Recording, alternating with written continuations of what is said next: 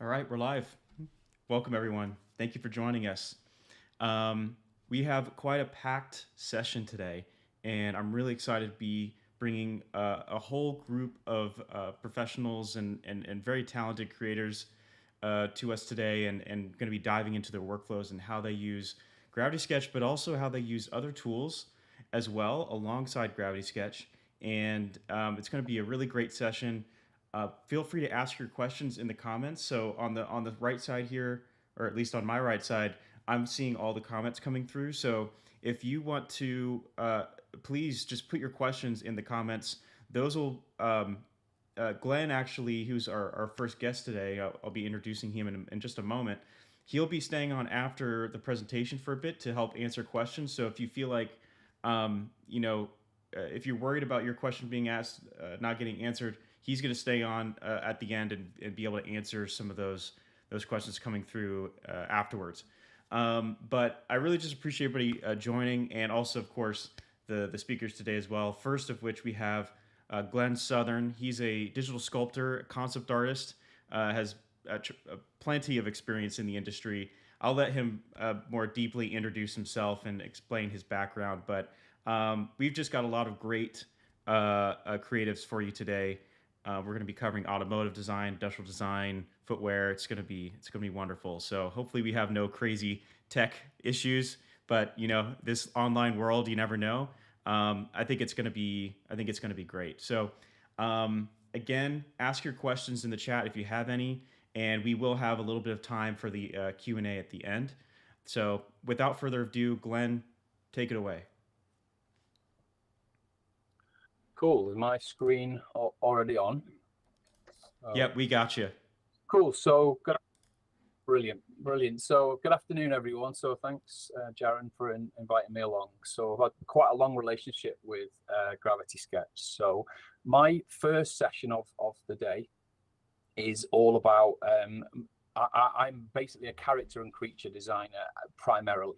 So I do a lot of with academia, and I teach a lot of 3D modeling. So I teach and have taught probably 3D modeling since '91. So I've been around for a very long time with modeling. That's the thing I spend most of my life doing. And obviously this is about Gravity Sketch. So I've gone first as the representative for probably more towards the film, TV, and character creature kind of world. So obviously I'm Glenn Southern. So hello to anyone I already know and anyone I don't know. So I run a company called southerngfx in the UK. And I just go and pick clients and jobs that really sing out in terms of character and creature design. So the way I've structured this first 30 minutes is I'm going to do about 10 minutes of explanation about who I am and why I do what I do. I'm going to show you some of the stuff I've worked on quickly. And then I'm going to show you, more importantly, some of the Gravity Sketch stuff that I've worked on and why I've worked on it. And also why I chose a career change based on what I was doing with companies like Gravity Sketch and with Adobe Medium, which was Oculus Medium. So it really pivoted my career. And I now teach this professionally, and I went and got some qualifications in COVID that allowed me to do that at an academic level, because I'm not from an academic background. I left school at 15. So I'm going to dive through quickly and just talk to you about a couple of the projects that I've liked the most in the last few years. So I worked on Guillermo del Toro's Pinocchio. So I worked with a company called McKinnon and Saunders, who some of you will know. They're famous for things like Mars Attacks and Frankenweenie and Fantastic Mr. Fox, that kind of stuff. So I live locally to that company, so I've been very close with them over the years, and anything that's creature, character, and related to a computer, I probably get involved with them. So obviously Pinocchio was the pinnacle of my career, if I'm honest. It's the one show that I've wanted to work on it's been around for such a long time. So and I did actually use a little bit of Gravity Sketch in there, but only as a viewing tool. And then in the last year or so, I worked at the Mail for doing projects there on House of Dragons. So we did an AR app with them. So again, I was looking for augmented and virtual projects, so that they had a great one with obviously with dragons in it. So, and I'm a creature guy. So, and then we worked on the Yellow 5, one of the big billboards, well, all over the world actually. So anywhere where there's something fun to make, I try and get involved. And I do a lot of dinosaurs. I've said it there at the bottom. And I can't share a lot of that work because a lot of it's always in progress. But I sculpt a lot of creatures that are real, so dinosaurs. So this is just a little bit of a show and tell of some of the stuff I've worked on. So my role in Pinocchio was all about technical development, so I had to make him work. I only, in the time I was there, I on this project, I worked solely on Pinocchio himself. So I literally spent days, well, months actually, with him, and all of the production was in Portland, in Oregon. So it was a split production, and in Mexico as well. So I was obviously part of the Manchester team, and again, primarily working with the workshop supervisors just on Pinocchio. So all about 3D print, all about the fitments, all about making sure it works and can do what the animators want. So knowing about polygonal modeling and sculptural modeling and physical modeling and CAD modeling is essential, and I've sort of like got 30 years of those 4 things really. So and the good thing is you get to win awards on shows like that. So I was nominated for a VES award, which was great, but the big award there on the right was TCT 3D print award, and that for me is something really special, because obviously 3D printing is a big part of what I do with my characters, so get them out.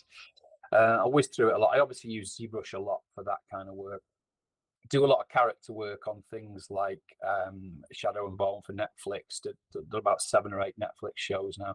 Wherever I can, I'll do the concept work in 3D, and I do use Gravity Sketch for a lot of my blocking out for stuff like this. I use predominantly ZBrush for the sculpting, or Nomad Sculpt on the iPad. And then for the polygonal work, I am I started with Lightwave. I moved to Maya, and then I pretty much now stick with, because of clients, our biggest client uses Cinema 4D. So we generally, and I don't care what I'm modeling. So the great part about Gravity Sketch is the polygonal part of it. I had some involvement with when the guys were designing it, so it pretty much works how I would want it to in my modeling. So do a lot of this kind of stuff for movies. So logo work and intros and things like that. Let's move on to this bit. So something different. So it's even spelt wrong as well, which is nice. So in 2016 to 2014, I've been heavily involved in VR, both professionally and in academia. So I've put VR, AR and MR, but mainly in VR, and much more AR in the last 2 or 3 years. And at the bottom, I've put MA, because the next bit is about how I thought, how am I going to move into this professionally? And I thought I need a master's. So I searched around the world to see who would take me on, because nobody knew what I was talking about. My master's is called an XR Creation Tools Master's, because XR at the time, you could get grants for it. And if I called it VR, it probably wouldn't have attracted as much money. And obviously one of the things in academia is how much money can you attract. So I was very lucky with Gravity Sketch that we got a grant together, and that really accelerated my learning, and I meant I could get paid to spend time learning and developing my own skills with their software. So, and that allowed me to get published as well. So I've done a couple of papers, but only one that's published at the minute, and that was pretty much all off the back of Gravity Sketch. So that's about the co-creation aspect of Gravity Sketch, which I'm not going to touch on today, but it's a huge part of being able to collaborate in design. Is a huge area to study. I mean, you could have a whole career just looking at that, and there was no real academic papers on that when I started looking into writing that. And then what I do, I'm moving out of, so I'm keeping my company, but I'm moving away from client facing. So by the end of this year, I probably won't be doing client work anymore myself. I've got staff that will be keeping the clients that I've got, existing clients that I've got going, but I want to teach.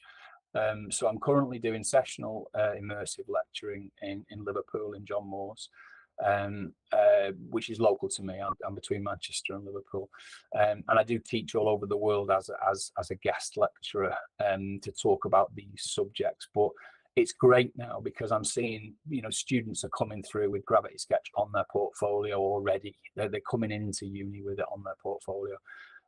Now, obviously, there's a bit of a disruptor with AI, and it's definitely rocking the design world and the concept art and game and film and all of that. But it's really, really prevalent to see Gravity Sketch in the portfolios that I'm seeing, which is fantastic. Coming from a base where it didn't exist to seeing it now being in big portfolios is great. So, and the fingers crossed, my idea by the end of this year, I'm onto a final interview for senior lecturer in extended reality. So I'm definitely going to do that for the rest of my career. So I want to teach my way out of my career, and Gravity Sketch is going to be a big part of that, along with the voxel based ones like Adobe Modeler. So these are some of my projects. I'm going to just quickly talk through a few of them and where they came from and where they went. Some of them are just portfolio pieces, some of them are clients. So this was for Hewlett-Packard. This is one of my early just test models. And my path quite often isn't from a NURBS-based or a CAD-based solution like Gravity Sketch back to CAD. So for example, back to Rhino, I generally go from Gravity Sketch to Cinema 4D or Gravity Sketch to any polygonal model. So that's quite different than a lot of people you're going to see this afternoon. So anyone that uses a lot of surfaces and uses the GRS file that comes out can go directly into CAD. So I'm obviously very different in that I need good quality polygons ready. I don't want triangles. I want it to export as I build it, and I'll show you some of that at the end of my presentation. I do a lot of graphic design or a lot of creature design that goes into graphic design. So there's always an opportunity for robots. This was magazine work, and it looks visually stunning. It's I do this kind of building in all kinds of programs, but I find Gravity Sketch one of the easiest because I get the geometry out good and I'm designing in a spatial environment. That's one of the big pluses for me. So I do a lot of this kind of stuff. A lot of robots, but insect inspired usually, and I've been doing that since forever. So even physically I do this kind of stuff. So because I teach anatomy, and anatomy is a big part of what I do, whether it be mammalian or insect or arachnid or whatever, it's a huge part of what I am. And nature hits everything that I do. So you can see that in almost everything that I design, there's some form of nature in there, or I hope that comes across. So I do bikes and shoes and some of the stuff that you're going to see, much better designers do today. But it's great that someone like me can do that stuff without spending years learning it. So again, you can see there lots of creature based. So this is insect based, but great. It literally goes straight into Cinema 4D, and because you've got the color assignments in Gravity Sketch, that pretty much just transfers across to your host program, which is great because you just assign new materials. So I found that brilliant when they first introduced that. This was for Lenovo. So this is when I was doing some demonstration work for them, I wanted some big dragon pieces, one of the very early ones. This is quite old now, but they just look great. They look like they've come out of Cinema 4D. This one was animated as well, so the geometry is clean. Go straight into Cinema 4D, and just goes into my normal workflow, which is great. This one's interesting because it was for Logitech, and they had an idea to make a pen, so they called it VR Ink. This was to replace controllers. So and they wanted me to do a range of videos that showed the different approaches. So it showed a robot, a table, a shoe, a bike, and the one that I really love was the robot. And the final renders look fantastic. You wouldn't know it was any different than my other work, that my Cinema 4D work. I got a few things wrong, so I got the wrong Logitech logo on his head. I think it was for one of the mice that they do. So there was some typical design errors that you get. But the robot was good. So the Gravity Sketch side of it, and again, this is raw Gravity Sketch. That model is literally straight out. Geometry is good, and I just texture it, UV it, and texture it. So this was the bikes I was talking about and the shoes that are part of that. Now you'll see a lot more of this later on in the afternoon. But you know, the fact that you can do it, and someone I've never, you know, I do builds of trainers over the years. I try not to now because I find them the hardest things to model. I don't know what you do, but if you've ever tried modeling the soles of trainers, it's soul destroying, no pun intended. So yeah, Gravity Sketch is nice for that kind of work. So, and again, a lot of vehicles, and quite often a lot of my vehicles are insect based. You know, you can see it in everything that I do, as I've said. So there's a big wall of my VR artwork. Looks a bit like an NFT, I'm afraid. So it's, and I can assure you it's not. So there's that dragon unrendered. So let's talk about workflow. I'm probably about halfway through my time now. So with Gravity Sketch, I try and do a standard workflow. So I use the ink sketch as a sketching tool. So I'm very much an analog artist. So I still draw in a moleskin. I do a lot of 2D and I do a lot of sketching on the iPad as well. So sketching in 3D was second nature to me. I don't use tools like Open Brush and Tilt Brush as it was, simply because I don't really use what I make with the ink sketch. So I sketch it as a layer and then I lock it and make it transparent, and that is my guide. So I don't use it. I don't take those strokes out like some VR artists will take them out, and that would be the art. Or you could animate them and take them to Blender, as you see Gaurav Fujita doing with Quill. To me, it's a layout tool. So I sketch very quickly, very loose, very rough. My hand's doing it as I'm talking now, you can see. That gives me my first stab at length of limb, size, shape. I can move it around, and I find that brilliant. And then I often do a volume block out. I don't always do it, but this is very rough, just with NURB shapes. It's as rough as it gets, but it gives me an idea that the silhouette is good. It allows me to block it out and just say to myself, right, yeah, that arm's the right size, or that bicep's the right size. And there's two ways I do that, which I'll show you in a minute with the video. And then the final bit, the bit that I do take out, so those previous two are then set to transparency, and then I polygonal model over the top. And I pretty much just use that. I just use the polygonal model tools generally, because everything that then comes out, I know is a quad-based mesh. So I'll show you some of that now. So let me just switch across. So what I'm going to do in this little video is I'm going to talk over it, and that should take me to the end of my time. It's about 10 or 15 minutes. But if there's any questions about this workflow, then feel free to throw them in the comments, and I'll get to them once I've finished presenting. We had some issues with the quality being a little bit laggy before we started the stream, so I'm hoping that this isn't lagging now. And if it is, I do apologize. But we did reboot the router. So this is me just blocking out a head. So I'm going to do a head, and this head will be a polygonal head when it's finished. So I literally draw strokes on the screen like that. It takes me no time at all, and I literally flesh out the shape in as loose lines as I can. Once I've done that, I lock it, make it transparent, and then I do a volume block out over the top. So this is almost like using something like Oculus Medium, in terms of I'm just making shapes. I'm not taking my time. I'm not worried about the surface integrity. I'm not bothered what it looks like really, other than form and silhouette. So length of limb, how long's the nose, is the neck going to be needed? Do I need a chest muscle? Do I need a sternocleidomal muscle at the side? Does it work for what I want to make? And once that's done, I mean, it's quite rough on that one there. But what I generally do is I take a lot longer over that second pass. And this is another version of that. So this is just using like another volume. So this is just obviously just like spray cream, but this is just pulling out tubes in the air. But as you can see, it's the same effect as the volume block out. So I use vehicles, I'd use the first method. Creatures, I generally use this method.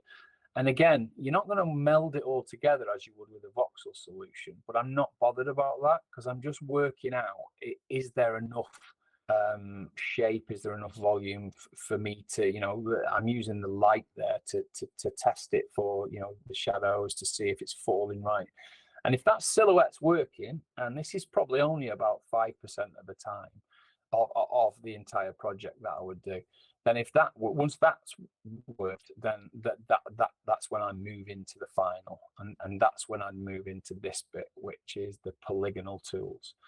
And then I generally do, I normally just snap them across the center so that I'm working symmetrically. And that was one of the big things when this was first getting designed. I was, I need a snapped, in Blender they call it clipping in the middle. It's as long as you can lock your points to the center of the of 0 on X, then I can do a symmetrical model. And then it's just like pretty much like any other polygonal modeler at that point. It's edge extrusions, it's face extrusions, it's keeping it quadded. So I'm generally just making quads because we know they predictably subdivide. So if you have 1,000 quads, you've got 2,000 triangles. It's very, very predictable modeling. And also, you're not going to get any errors on render if it's all quadded, even though it will triangulate on render in most cases. But I'm just doing things that you would see done in Maya. You'd see them done in Cinema 4D, Blender, all of these polygonal modelers. And what I do like, there's some really cool tools in there. So there's a smooth function. So as I'm doing my point by point modeling, I generally then can just grab over the top of them and just smooth them down, and that makes it a really nice way. It's almost like sculpting. And I do get criticized sometimes because people say, well, why don't you just sculpt this stuff and then come back and retopologize it? And there's two reasons for that. So if I know what I'm going to make, at some point I'm going to need good topology underneath it, so I might as well make it correctly. If I'm doing exploratory stuff, then yeah, I will go for voxels and I will go for ZBrush and that kind of organic world. And I've been doing that since it was invented. Obviously, I still do that. But if I know what I want, if I know this is Meg Bucklebones from Legend, so I know what she looks like, I've got the reference material in there. So at some point, I'm going to need that geometry correct. So I would have to retopologize it. So I might as well just make the geometry right and then sculpt over the top of it. So you can see it there when, that's in pass through. So I apologize if it's a bit jerky. But that's the shape that I was after. And you can see the reference hanging in the air there. So pass through for me is amazing. I absolutely love it. It's not very good for the viewer. And again, if it is choppy for you now, I apologize. But from an experience for the designer, pass-through is great. So the model is there on your desk. I hope Apple do something along those lines and give us some controllers for the Vision Pro, because and then hopefully Gravity Sketch will end up on the Vision Pro. So that would be the ticket. If futuristically, if I could ask for something, that would be one of the things. But for now, MetaQuest is a great tool with pass-through. So you can see there, from a polygonal point of view, I can manipulate that as I would any polygonal model. So I can pull the edges, I can tighten them at average vertices, as it's called in other programs. But it's not destroying, it's not destructive at this point. So I've got good underlying topology, and I've subdivided it once. So it does look a little bit like a sculpture, or something like in Blender or ZBrush, because it's now subdivided and smooth. But I'm still working on it at a polygonal level, and not everybody knows this about Gravity Sketch. That these tools are just the same. It's the same algorithm underneath it. Whether it be Catmull-Clark algorithms or Open Subdiv, it's basically a subdivision algorithm underneath, and it's there working for us underneath, the same as it is in all of those other programs. So, hey Glenn, the stuff that I'm. Yep. Hey, I just want to say we've just got a few minutes left. I just wanted to throw that up. I just wanted to, as a reminder, that we've got just a couple minutes. But I wanted you to just finish explaining that. And I just want to remind everybody that Glenn is going to stay on to answer some questions if you have any. Sorry to interrupt you, Glenn, but I just wanted to, No, yeah, it's good. give a It's good. shout. I would have carried on. I'd have gone on forever. So I've just sped it up. So I'll just do a couple of minutes, and then I'll take any questions with you. So I've switched it here into, this is Nomad Sculpt on the iPad. So I've taken the mesh, so it's exactly the mesh that comes out of Gravity Sketch. No changes whatsoever, no messing or fixing like you would do with some of the surface tools. You don't have to close anything. And then it goes directly into a sculpting program. Now, the big benefit of this bit is I can just simply UV it, which I've done here. I've UV mapped it and I'm painting on it straight away. And then I'm doing my normal process of materials, shaders, fixing adding to the surface. But the great thing is that's ready for baking now. So it comes out of Gravity Sketch, and I'm literally ready to bake those maps onto that geometry that I've got from Gravity Sketch.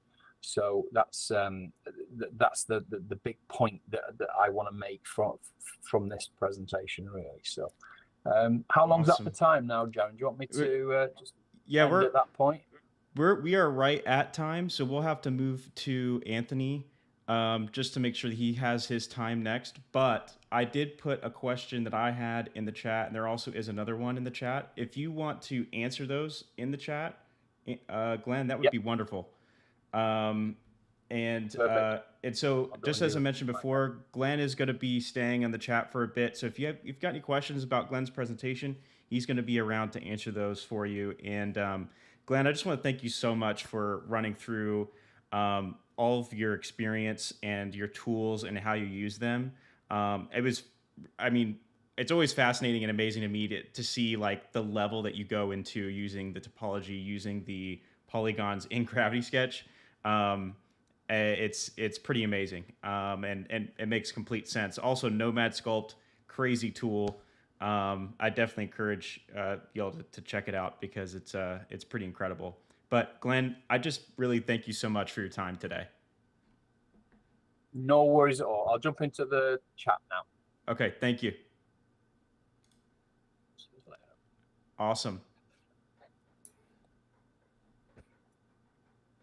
Anthony, Hey, good to see you. How's it going? Good. Let me unpin that. Okay. So, Anthony, it's great to see you. Welcome. Thanks. We're just continuing on with our presentations today. And like I mentioned in the beginning, if you're just joining us, we're doing some presentations with some of our community that use Gravity Sketch, but also use other tools. We're trying to highlight some different industries. And so Anthony Lopez is coming from a more, I would say, industrial design. I'll let you explain it probably more deeply, but we have Anthony Lopez today from All Design Lab, and I'll let him explain a bit more deeply what it's all about. But I don't want to take too much more of your time away, Anthony. If you want to leave some time at the end, I'd love to throw some questions your way. But please take it away. Yeah, feel free to interrupt me at any moment. Sure. I'll just share my screen now. All right, I'll take it away from this person. Let's see.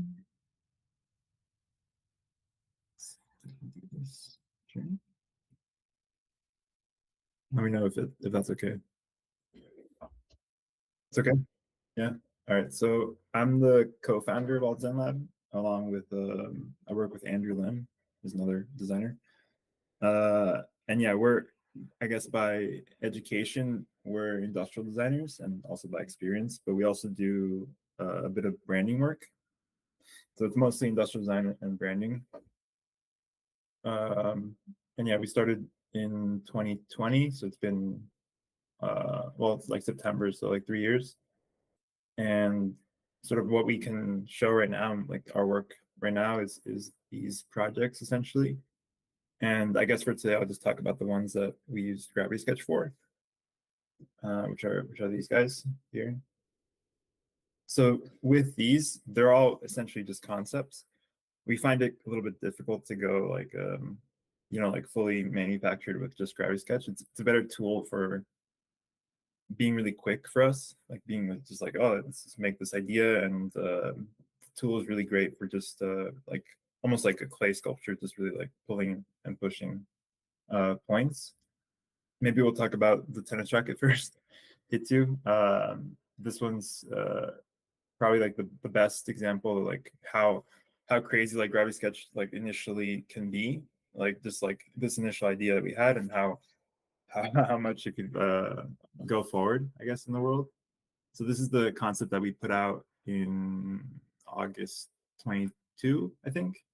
We kind of lined it up for the US Open. So it's a stance racket that's supposed to kind of envision this future for the rackets. We did like a whole process of it. This is the actual photos here. I'll show you the Miro board. So you can see here, hopefully it's not as pixelated, but let's see. We really started off literally like that, like really just drawing alongside just sketching like a traditional sort of ID background, and just looking at different ways to change the tennis racket. What you don't see here is that we kind of researched the existing tennis rackets, how they've changed throughout the years. Here you can see some SolidWorks that we use too. So really the form kind of dictates the tool that we'll use. So if it's going to be more calculated, kind of like that concept over there, then we would do more of a SolidWorks approach. Or if it's going to be something more like funky, then Gravity Sketch is a great tool.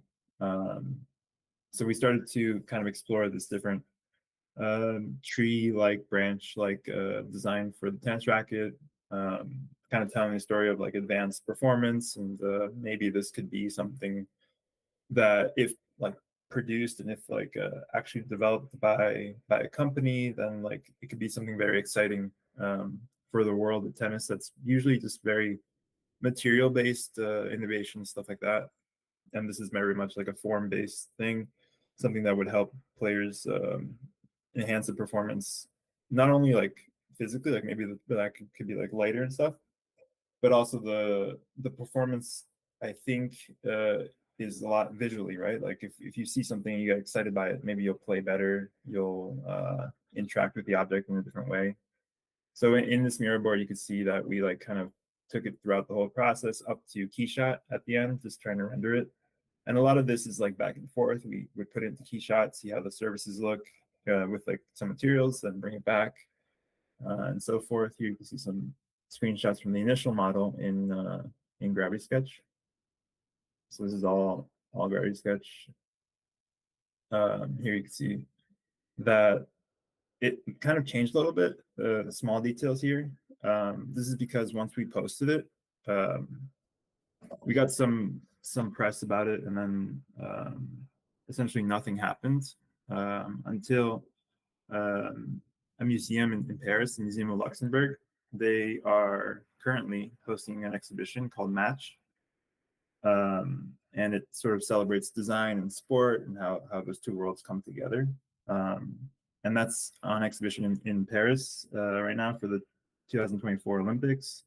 And luckily, like they reached out and they were like, okay, let's feature, let's include Hit2 in the exhibition. So we had to go back into Gravity Sketch and kind of rework some of the details that weren't really feasible for a large scale 3D print. So you can see here that before, actually, I don't know if it's going to be visible here, but yeah, maybe here you could see that the little tips for the strings. Before we had modeled them as individual pieces. Now they were going to be part of the actual, this little red dot. They're going to be part of the actual frame itself. So little details like that we had to account for. And we printed it with the help of Proto Labs. So we partnered with them, and we kind of worked with them to make it feasible for the print. So from Gravity Sketch to the Blender, to fix some inconsistencies and details, make sure that it's printable. And then you can see here the actual print. So it was printed in one piece, so pretty big machine, in aluminum with DMLS technology. So this is kind of how we got it. So no grip tape on the handle, no strings, just pure aluminum. Pretty crazy to see in person, because it was just a rendering, right, for us initially. And then yeah, we took it to a local tennis shop, got it strung. This guy did the grip tape also, so it like slowly comes together, right? And then we took it to a tennis court, took a little video of us actually playing with it, swinging it. Again, really interesting to see like it personally from a sketch initially, then Gravity Sketch, Blender, Keyshot, and then now actually like a prototype. And in the exhibition, you can see it over here, alongside like really prominent designs. So that was the tennis racket. Next, maybe I'll talk about a goalpost. We don't really talk about this concept that much. So this concept is interesting, I guess, for this conversation because we worked with two programs specifically, so SolidWorks and Gravity Sketch. The SolidWorks part is the actual frame, and the Gravity Sketch is the strings, like the net of the design. So with this concept, we really wanted to bring a new kind of form factor to the traditional like soccer, football goalpost. And it was really to bring this arc in, so kind of make it more dynamic. Also, like in the shadows, you could see kind of interesting details, right? So this kind of idea really started with the goalposts. So here you could see that we started to sketch some goalpost ideas and started to work with that profile in SolidWorks. And this was a lot of, I think, math essentially in the beginning, because we had to like pinpoint the actual spacing of the holes.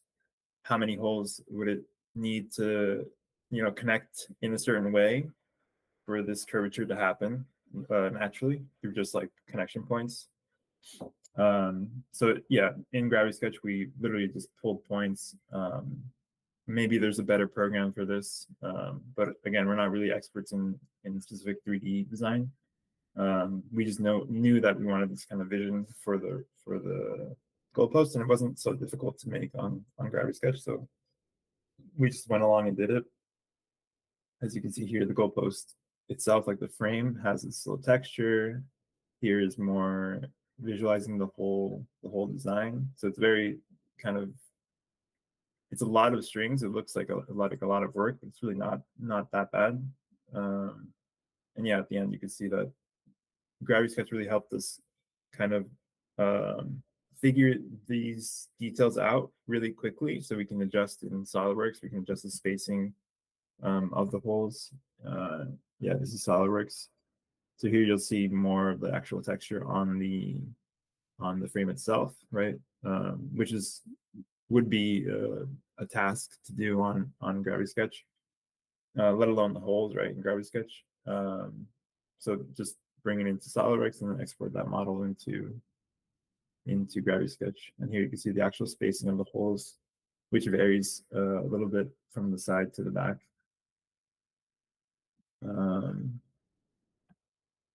So yeah, here is the texture. Here are the holes. So yeah, we kind of jumped from this point to this point and tried to figure out like the correct spacing. I think initially we did, maybe it's even this screenshot where it's not as dense as we wanted it to. That kind of arc effect isn't as strong.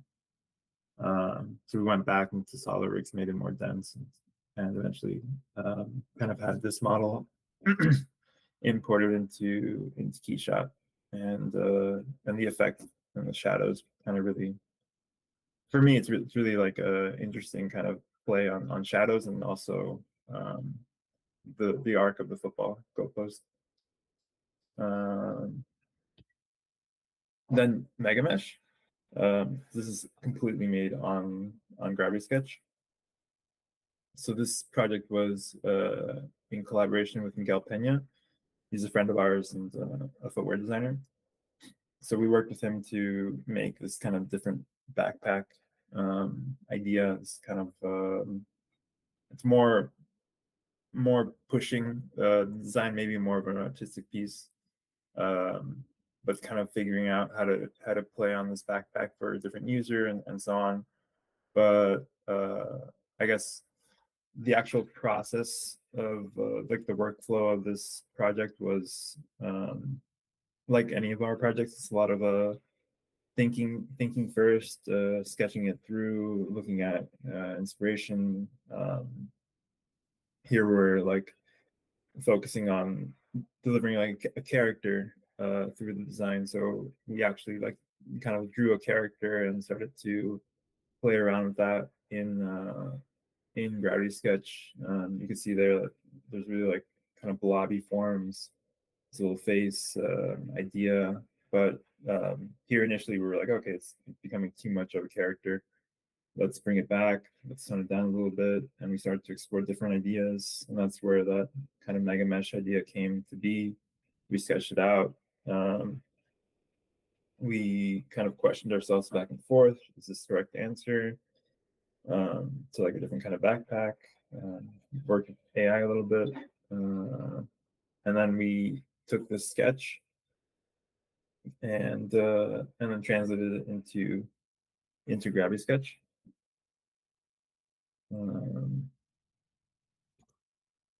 Yeah, here you can see Miguel really like in a collab room.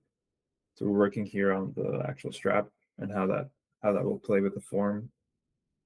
So it was really great, like collaboration tool, especially for this kind of design, which luckily it's like all in Gravity Sketch. So or like the majority of it would be in Gravity Sketch.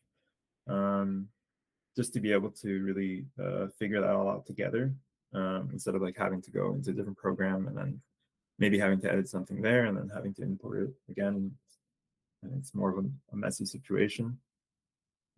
Here you can see we worked on some buckles. I think here we're working on like logo placement, things like that. I think here you can actually see the little points. So the Oculus was going a little bit overheating because it's a lot for the system, I think.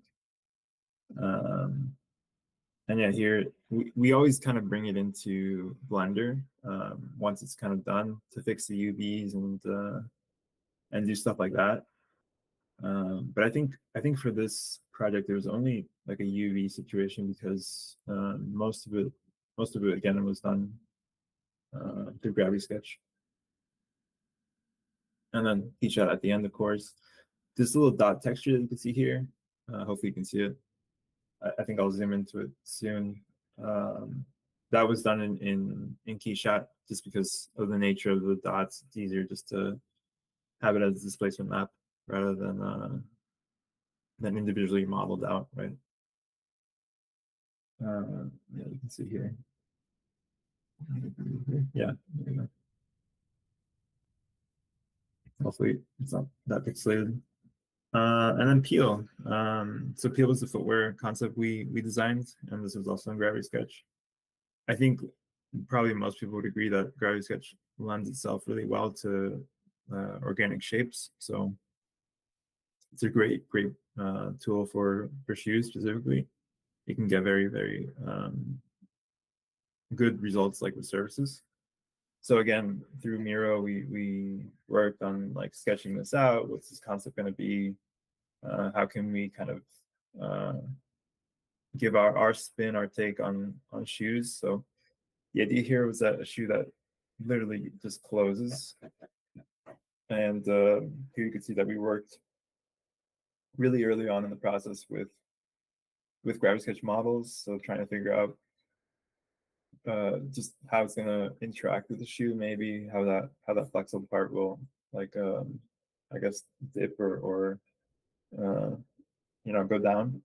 And then here it's a lot of us kind of bringing it into Keyshot because we can really see the shading better and the surfaces better in Keyshot, and then just bringing it back, testing it, just a lot of back and forth. between programs for us specifically. I don't know if other designers do it that way, but that works for us. Here's a lot of keyshot models that we ended up doing.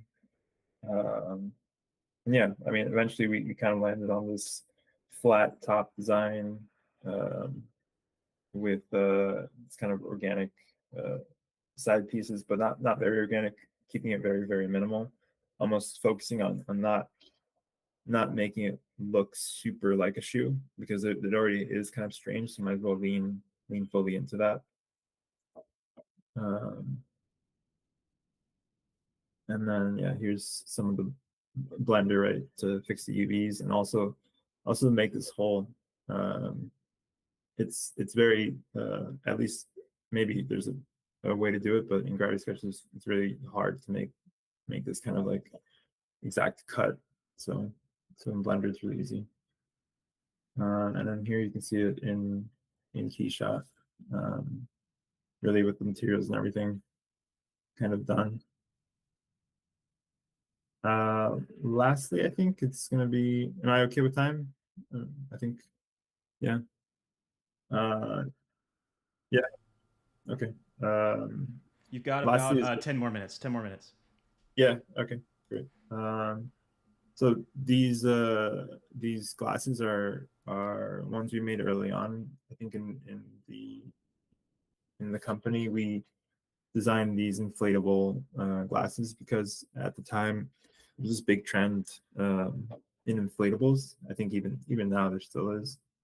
So we wanted to kind of jump into that ship and try our hand at making inflatable products. And my business partner, co-founder Andrew, has some experience in eyewear, and I always was interested in it, so we decided to do some inflatables. You can see some initial sketches of the idea, and this is actually how I got imported from Gravity Sketch into Blender. So really no kind of wrinkles or anything. That those wrinkles and that realistic part of the inflatable material was done in Blender. And here, yeah, here you can see it. Maybe I can, yeah. Yeah, maybe there you can see it. There's like little wrinkles here and here. So that was done to really sell the effect of the inflatable material, because otherwise it wouldn't read as well for the viewer.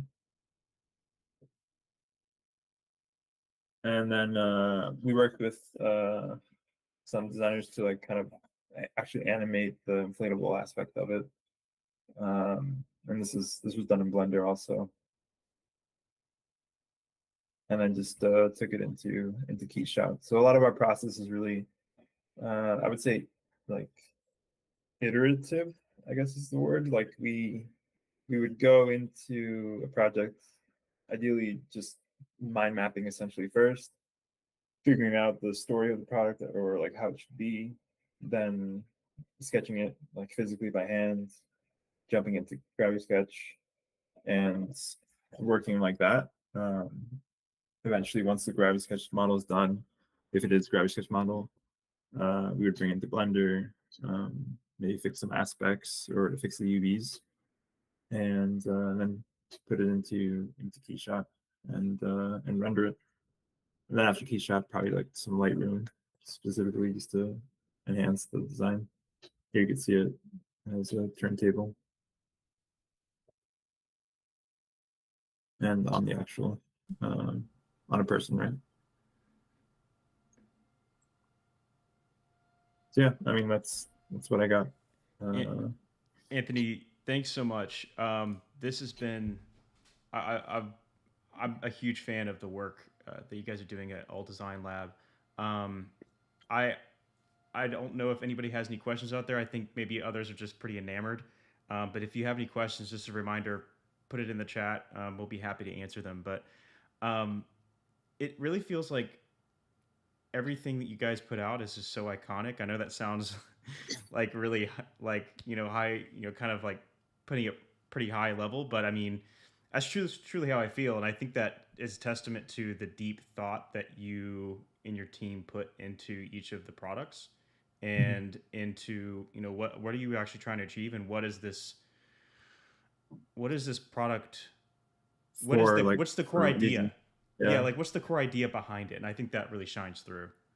Yeah, that's a lot of our focus, really. I mean, like tools like Gravity Sketch really only enable that uh, that thought process, right? Like, if it was really difficult to use Gravity Sketch, then it would be like, oh, okay, this is going to be a pain. Mm-hmm. Maybe my idea can't really come to fruition because of the tools that are available to me. But Gravity Sketch is so easy to use and so like flexible in its possibilities that you can essentially make anything, and that power really like shines through and like lets us just go fully into the idea first, and then like no matter what the idea will bring out, then great, okay, like let's just make it in Gravity Sketch then. Well, with the net project, one thing that I thought was interesting was it was just a small thing, but you know, you said, you know, you guys weren't super experienced like 3D designers, but you had this very specific idea that you wanted to express, Yeah, and and the only way you thought was just let's just go to Gravity Sketch just to, I mean, essentially just proof it out. prove the concept, because I mean, how else would you make it, right? Like in SolidWorks it would be a nightmare to make all these strings, or maybe the system would actually crash because there's so many of them. Mm-hmm. And in Gravity Sketch, you could just literally pull out the strings. I think we did it essentially first in this little area here, just to prove that the curvature was going to work, right? Yeah. Um, Well, and then it was, yeah, go ahead, sorry. sorry, I just want to say, like, I think that that's like what Gravity Sketch was made for, because I think some people think that, you know, it's this supposed to be this CAD tool, this 3D tool, but you know, that's, we never say that. You know, I mean, it's meant exactly for this. Is like, let's just see what the idea looks like, you know, when we bring it into 3D. Does it actually work? Yeah. But yeah, I didn't want to interrupt. Yeah, no, I mean, that's what we use it for primarily. I mean, of course we can very like carefully edit the points and make it polished and enough to render it, right? To share it as a concept.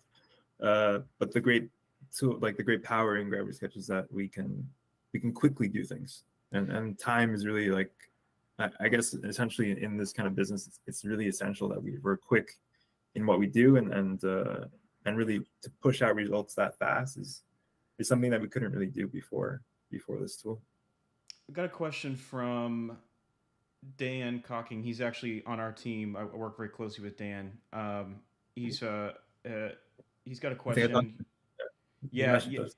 yeah. You've I think you've probably spoken with Dan in the messages. Actually, he's asking which softwares are you generally leaning into more, and which are you generally finding yourself leaning away from nowadays? Mm, well, I guess in school, like way back when, we learned SolidWorks, right? Mm-hmm. Because that's like primarily what we, I guess, what people are looking for in like companies, right, that would hire us. So SolidWorks is still like an essential tool for us, just because of its like parametric. You know, it easily fix something and then it just changes the whole model. It's good for like rigid products like this ruler, right? Um, Gravity Sketch is something always in like in our tool belt. Blender is great, but again, we just use it for specific purposes. It's not like we would model the whole product in Blender. And Keyshot for rendering. I think we've tried Substance a little bit, but to learn it, I think we just haven't had the time to do so. And for what we already know Keyshot in, like it's more than enough. Yeah. Yeah. So primarily, really only Blender, Keyshot, SolidWorks, program wise. But I mean, there's Keep like it so simple. many out there that. Yeah, I mean that's the thing is, you know, we try to have a conversation around tools. You know, I mean, we live in an age of tools, and Yeah. there's so many, and I think that, um, I think, you know, truly, I think if, I mean, obviously, Gravity Sketch is a tool, but I think if we can help bring some some streamlined process to people's thinking. Um, Yeah. we definitely don't want to replace other tools. I mean, like it's not really ever been the goal, and it's been to just help ideas No. come about. Yeah. Yeah. And I think like the way that we use Gravity Sketch, at least, like it really fits into our process almost seamlessly, because it's part of like the ideation process, the idea process. And if we want to, like take that idea in like a 3D format and like bring it into like a rendering level model, then we can do that. Are you using collaboration often, uh, Uh, as well, Only when we or collaborate with Miguel, for example, with Megamesh, we did that. But um, honestly, I think through Miro, the idea gets across pretty well. And if we need to change something, then got it? it's easy just to change it like that. Um, we're nearing the end of time here, but I want to say Mega Mesh is a really cool project. I want that backpack to exist. Me too. Um, I would 1000% use we're, that. we're we're looking into how to make it, but Yeah. it's pretty big. Yeah, it's a big task. Yeah, that would be quite an interesting injection process for something like that. Yeah. But I would 100% I would wear that. I wish we could talk more, and I knew this would happen. I mean, we have some amazing people on, and your projects are very compelling.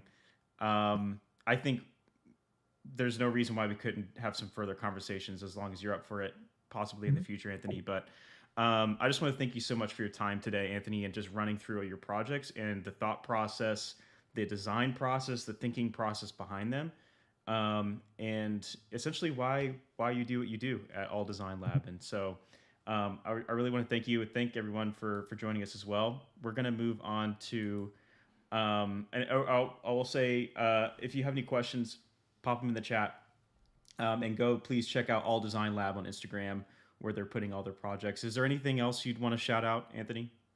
No, just Instagram, Okay. man. All right, Yeah. perfect. Thank Awesome. you, Well, Darren. thank you so much, Anthony. I really appreciate your time. Bye-bye. All right, so we've got Sujith next, and Sujith is coming from a more of a surfacing background, I would say. Sujith, it's good to see you. Hi, Alen. How are you? Good, good. So let me just make sure we've got everything good to go. Yeah, I am not from the surfacing background. I'm in the sketch creation team. Okay.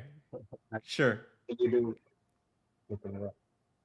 Yeah, good. Thank you for the clarifications. Sorry about that. Let me grab. Let's see here. So did you get the collab request? Yeah, I on got. Gravity Sketch? Yeah, I'm just gonna make sure I get the page. Yeah, I have a open small here. presentation before that, and then we can hop on to. Yes. I didn't Cool. want to pull it up while other presentations were going because I didn't want to mess Right. up the windows. So I'm just opening it now. So just everyone, please bear with us while we get the window to pull up.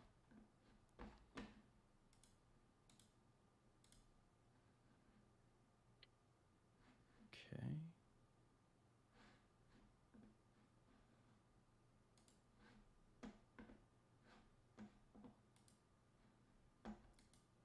I'm just having it load. But while we're waiting for that to load, I just want to thank everyone that's been following us so far and watching the presentations. We've got Sujith. I'll let him introduce himself. I didn't introduce myself. It's not really, I guess, necessary, I guess, but my name is Jaron Dorman, and I work at Gravity Sketch, engaging with you in the community, helping create content, and yeah, really just having all these deep conversations with you all and seeing the things that you're loving, things that you aren't loving with the tool. But the goal today is to really highlight certain members of our community and how they're using Gravity Sketch alongside other tools and how they work. So, um, Sujith, if you want to just give a quick intro about who you are and what you do. Sure. So I am Sujith. Sujith Kumar. Basically, I'm from India. I work as a sketch creation uh, designer, and I'm in the motorcycle design industry. I've been here for like 2 years, and unlike everyone in the call today, I've just been using Gravity Sketch for like a little more than 2 months. So I'm still in the learning phase, and I've been doing a few projects and learning throughout. And yeah, so primarily in my profession, I work on pen and paper and Photoshop. So my work revolves around 2D sketches, and then we give the 2D sketches to the 3D artists, the cast modelers, and it's on them to visualize basically how the surfacing would be. So, uh, like how I like my colleague actually introduced me to Gravity Sketch around 3 months ago, and that's how I got into it. And actually, it helps me after I finish my sketches from 2D to 3D, and it helps him visualize it way better. So I would like to show my workflow and then show you like a project and how I use Gravity Sketch in that. I'll just share screen.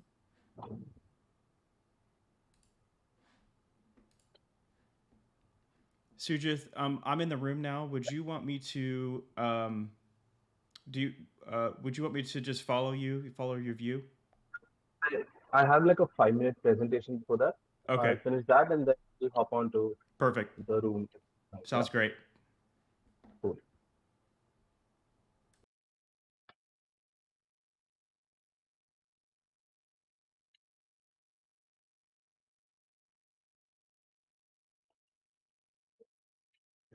Okay. So I'll take you through my workflow. So as I said, I just recently started using Gravity Sketch, and I have been learning from like YouTube. I've been watching the Gravity's videos, and like it has been of great help. I would suggest everyone, or whoever is in the automotive motorcycle industry, to go check it out. Uh, so right. Oh yes,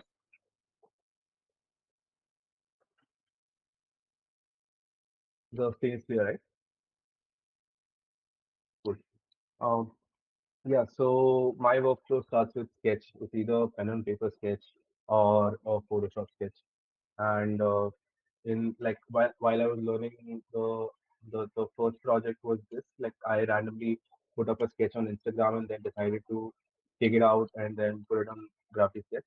So this was the sketch, and going ahead, I go hop onto Blender after the sketch.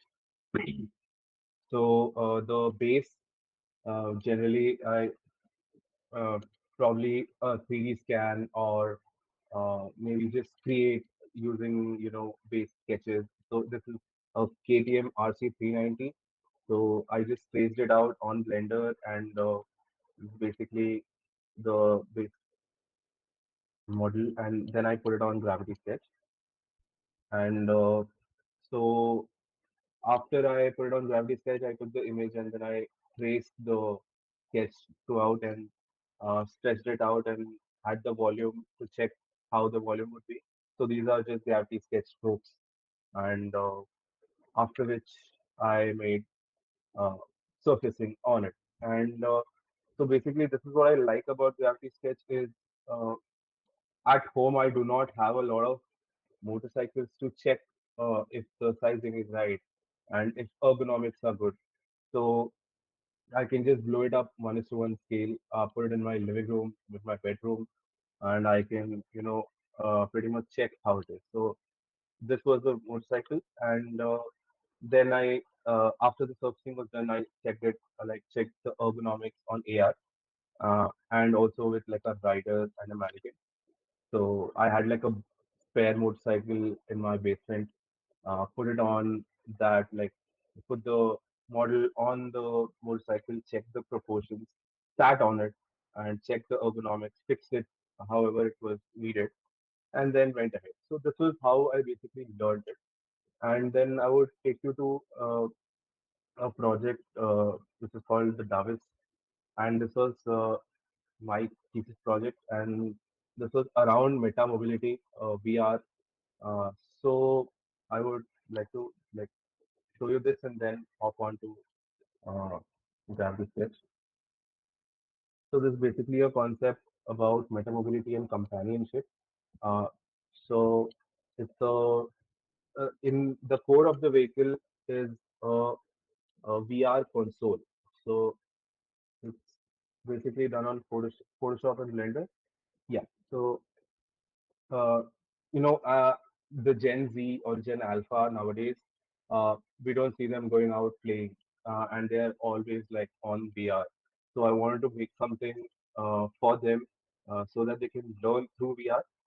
So basically, this is like a maybe a VR console that parents can get you at like 10 or 11, and then it's a simulator. So you ride on it, you put on your VR glasses, you ride and you learn how to ride it, and basically 15, 16, it becomes a scooter.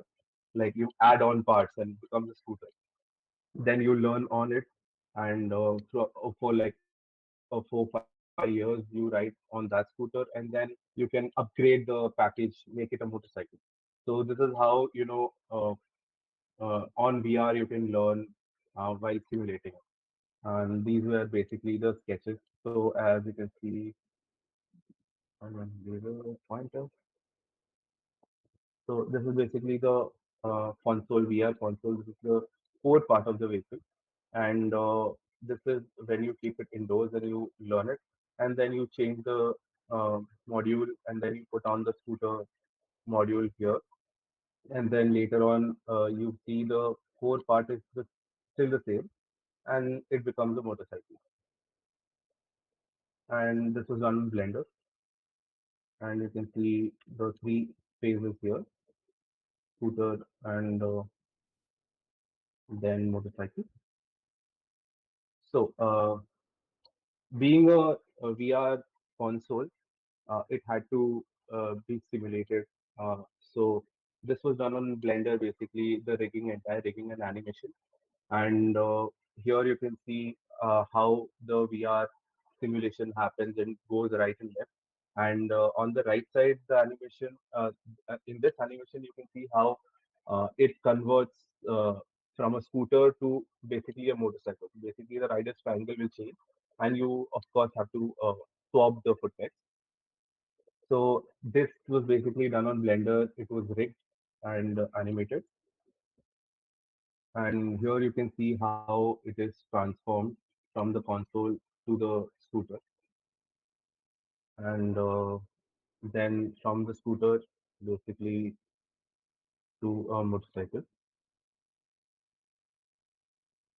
So the entire project had a lot of animation, a lot of rigging, and here you can see how the rig, the empties, and how everything was rigged to change it. And this is pretty much the project. But the project revolved around VR, and it had a lot of uh, virtual reality involved. Like uh, initially, the console has to be virtual reality. The child learns with virtual reality. So I wanted to incorporate virtual reality in the project as well. So as I told you, it started off as like a Photoshop and Blender project. So and then I added Gravity Sketch to to present it. So now I would like to let's just go to Collabroom and I'll show you how I try to simulate it. I'll just stop presenting so you can go ahead. Awesome. Yeah. Do you want me to share my screen, Sujith? Sure. I'll also hop into in a minute. Alrighty.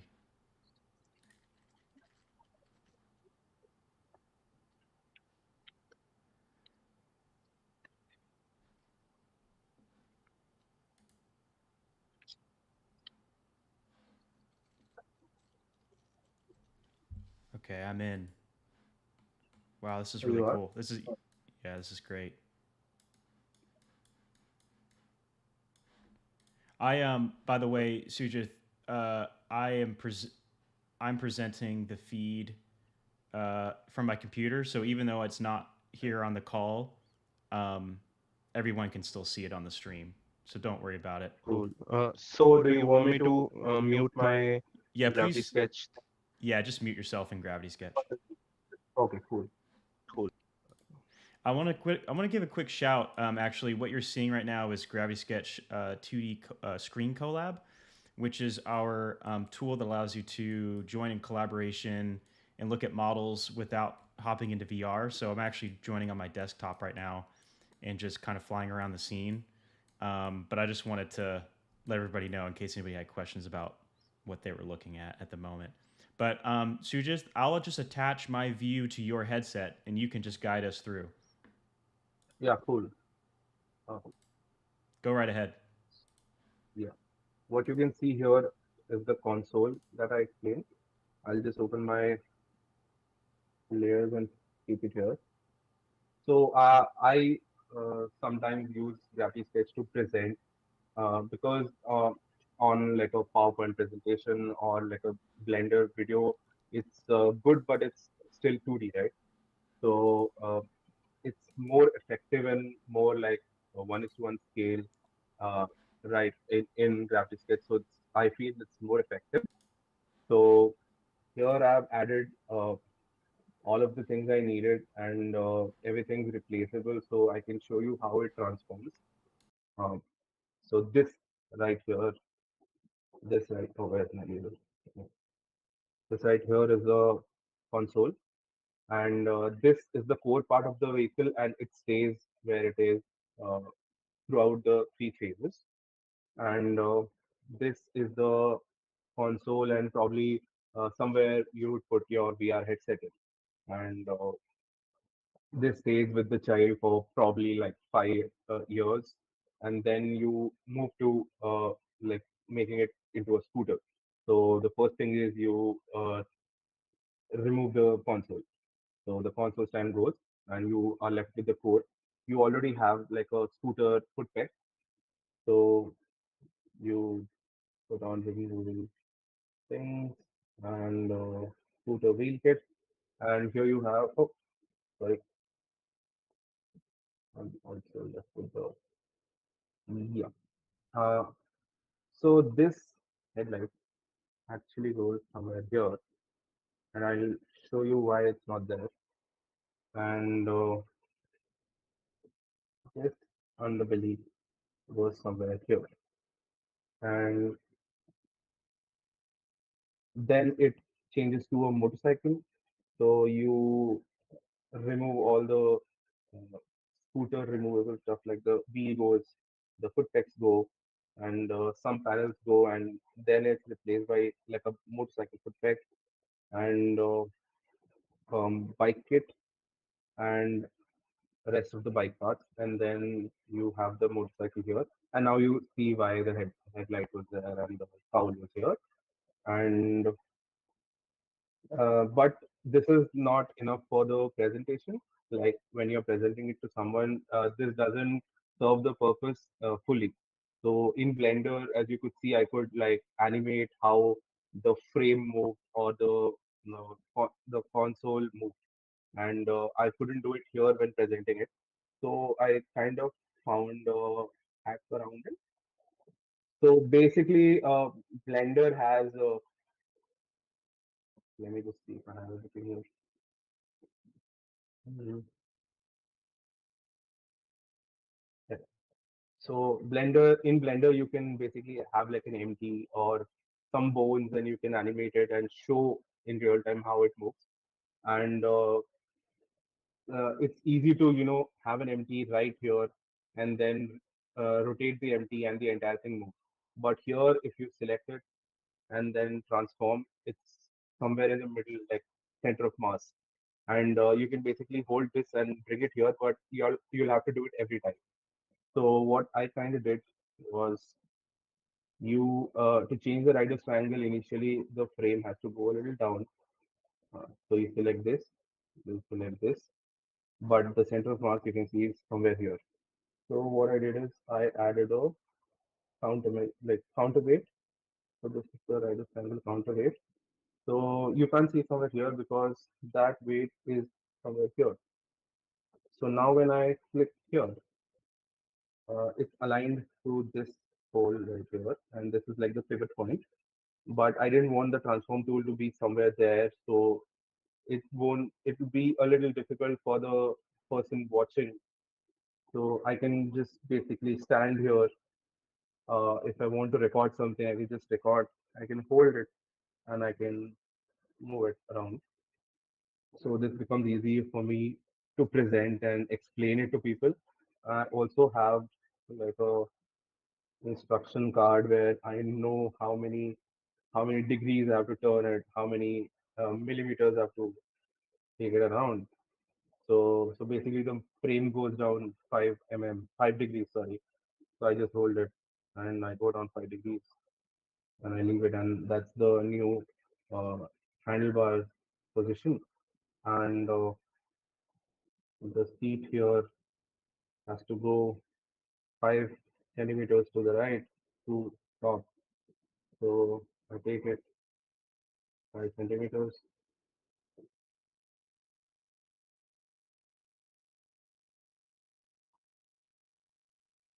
and I swap the footrest. So now this is the right triangle for the motorcycle.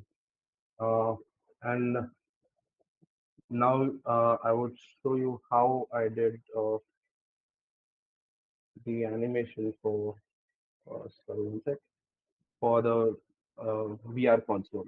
So now I will just switch it on. This is the bike position. So I'll switch on bike counter, and you see I have a counterweight here. So I'll just select whatever I want to move. It's this, the footpegs, the frame, and the handlebar.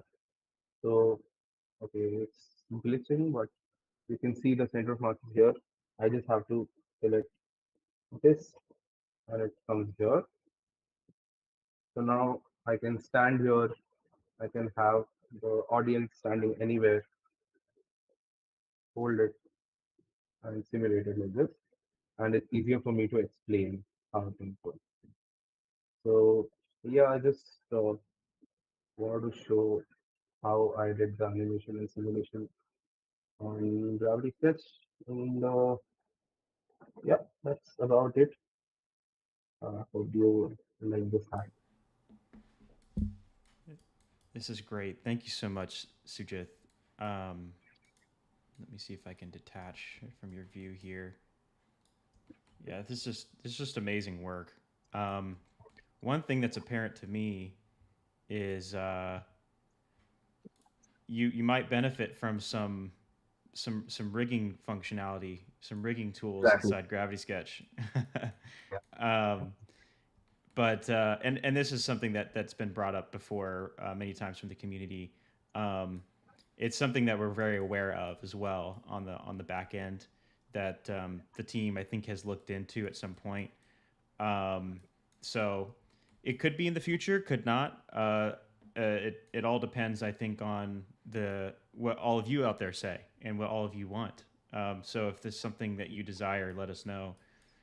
Keep sharing your ideas for what you'd like to see in the tool and in the product. But Sujith, thank you so much for your presentation. Thank you for taking us through your process and showing yeah, showing really how you bring your ideas to life here. Also, um, what a cool machine, what a cool design and a concept. Um, Thank you. did you find any? Did you come across any challenges in Gravity Sketch while fleshing this out? Um, what were some of the I guess what are some of the challenges and I guess also the things that you found quite nice through the process? Yeah. So, I mean, starting with the challenges, I say definitely the rigging, but like I kind of worked around it and found a hack. But I still have to, the actuators are there, the suspensions. those can't, they still can't be rigged. And if you like a relative motion, say you move one thing ahead and something moves to the right, that can't be done. So that is a lot of things happen on Blender. So I would, love to see that in Gravity. And something I like is how on Blender it, probably takes double the time to model it because it's a screen and you just have to move around. And you're in a 3D space and it's Yeah. the screen. There's no limit. So that's what I love. It cuts down the time. Yeah, I mean, uh, I think your ability to get really refined as well in your design to in Gravity Sketch to show um, not only the function, because you obviously made like a pretty good workaround. I mean, you even like numbered the steps of degrees, which is so crazy. But I mean, like it's what you had to do, right, to explain your idea and explain the process. But um, what tools are you exploring right now? Like, what other tools are you curious about and that you're thinking about maybe pulling into your workflow, like just outside of Gravity Sketch? I'm just curious. Uh, in automotive, I'm working on Blender uh, predominantly because I don't need to have like a class A model to give it to my CAD modeler. That and Shaper 3D I'm trying on Hmm. iPad because it's a little easier, but I haven't gone like and full on tried it. But apart from automotive, I also am working on cloth 3D or Hmm. uh, something in like fabric, streetwear or footwear. So I would like to explore that. So I'm kind of learning that and probably will try to you know uh, have that in Gravity Sketch and work on that as well. Yeah. Yeah, that's fascinating. It's especially Clo. That's a really. I know that some people have asked, like, is there a Gravity Sketch to Clo workflow? And I've seen a Mhm. few in the community, but nothing that was like a direct connection to it in terms of making patterns. Um, I think although some have tried that, but um, but anyway, I was just curious because I think that in our world today there's so many tools that we can use, and I'm always curious to ask someone what tools are they using and why did you pick those tools, like why did you decide on that workflow, and sometimes it just seems like it for them it's what makes sense. um, Mhm. but why do you use Gravity Sketch? What was the original exposure that you had to it? Uh, so, like as I told you, my colleague introduced me to Gravity Sketch. So, as we are in the motorcycle industry, Mm. we have a lot of motorcycles available at work, so we can, take out a motorcycle, work on it, put it back. But when I'm at home, I I don't have access to a Mm. lot of motorcycles, Yeah. kinds of motorcycles. I can't check ergonomics on it. So that really solves like Gravity Sketch solves everything for me in that matter. I can literally have like a garage in my house and I can work on everything I want. Yeah. So Wow. Yeah, I mean, it makes tons of sense. I mean, especially that video that you have of modeling over the motorcycle was I love that video. It's so impressive. If anyone's interested, please go check out Sujith on Instagram as well. Um, I'll probably, well, I do have it actually linked in the description, so you can go check that out. Actually, if anyone's interested in checking out more of Sujith's work, you can see the amazing design and sketch work that he's doing around yeah, automotive related design. And I just want to thank you so much for your time, Sujith. This is obviously a very condensed version of what we normally do. Normally, you would get a lot more into some deeper discussion, but I really just want to thank you for your time and presenting your work um, and showing uh, how you use the tool, but also like your thought process behind your project. I think that's what we're here to do, is just to highlight the work of our community and the amazing like ideas that they have that they're working with. So I also just want to thank everybody that continuing to stay with us. as we go through these. Thank you so much. Yeah, yeah. Thank you so much, Sujith. I really appreciate it. Thank you for having me. Um, so, like I mentioned in the beginning, if you have any questions throughout these presentations, feel free to pop them in the chat, and we'll try our best to answer them, whether it's for Gravity Sketch or for the interviewers. But next, let me go ahead and close this window. Next, we have Kyle Benton, who's a footwear designer. Good to see you, Kyle. Yeah, how's it going? Good, good. I'll let you introduce yourself more deeply. But Kyle's a footwear designer, and I think working with Zellerfeld, I know at least. But Yeah. I'm sure there's a lot more around in the around that as well. So I'll just let you introduce yourself. But yeah, thank you, Kyle, for your time today. And so we're going to transition into some footwear now. And Kyle, just go ahead and take it away. Yeah, thanks for having me. First of all, so I've been using Gravity Sketch for over 2 years now, and just like Jaren said, a lot of people know me for collaborating with Zellerfeld, which Jaren also has a shoe with, which is really cool. But I'm a freelance shoe designer. I'm based on the East Coast. I've worked with lots of brands so far. Also launched my own brand last year. Today, I really wanted to talk about, well, first, let me back up a little bit. So I have an industrial design degree, but I really applied this to mostly footwear. Footwear is really my passion and what I've focused on.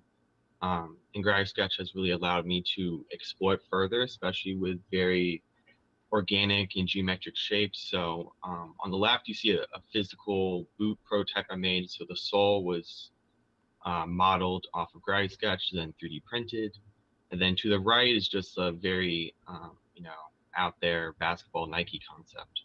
So really, you can do anything with Gravity Sketch. You could do something that's very conceptual, or you can actually bring something to life. Something that I've done more and more often is using Gravity Sketch as a tool to actually bring a product to like manufacturing. So on the left, so this shoe was for a brand called Narcotics. Is for a rapper named Lil Nas, his brand. So I usually start with a sketch. They wanted really like a clog that had bones on it because it was releasing for Halloween. So I drew this very rough, kind of basic sketch with some shapes. So really the first thing I do is bring in the last with Gravity Sketch, which is really nice that there are lasts available in the presets, or you can bring in your own. And then really the next step that I do is I just use the line tool and I get these lines. A lot of times I'll draw them exactly on the picture itself that I import, and then just bring it out using the Smart Move. If no one's used a Smart Move before, it's really functional. You put your right hand in front of the left stick, and you can basically are allowed to move any point or shape on the axis, which is really a really easy tool to move things in a direction that you want it to go. So there's no, you're moving it too far one way or another. And then really after that is just about contour modeling, which I'm going to talk a little about here. So in Gravity Sketch, there's really no correct way to do it. This is just the way that I like doing it. So I usually start out with a single plane and just build the shoe off of there.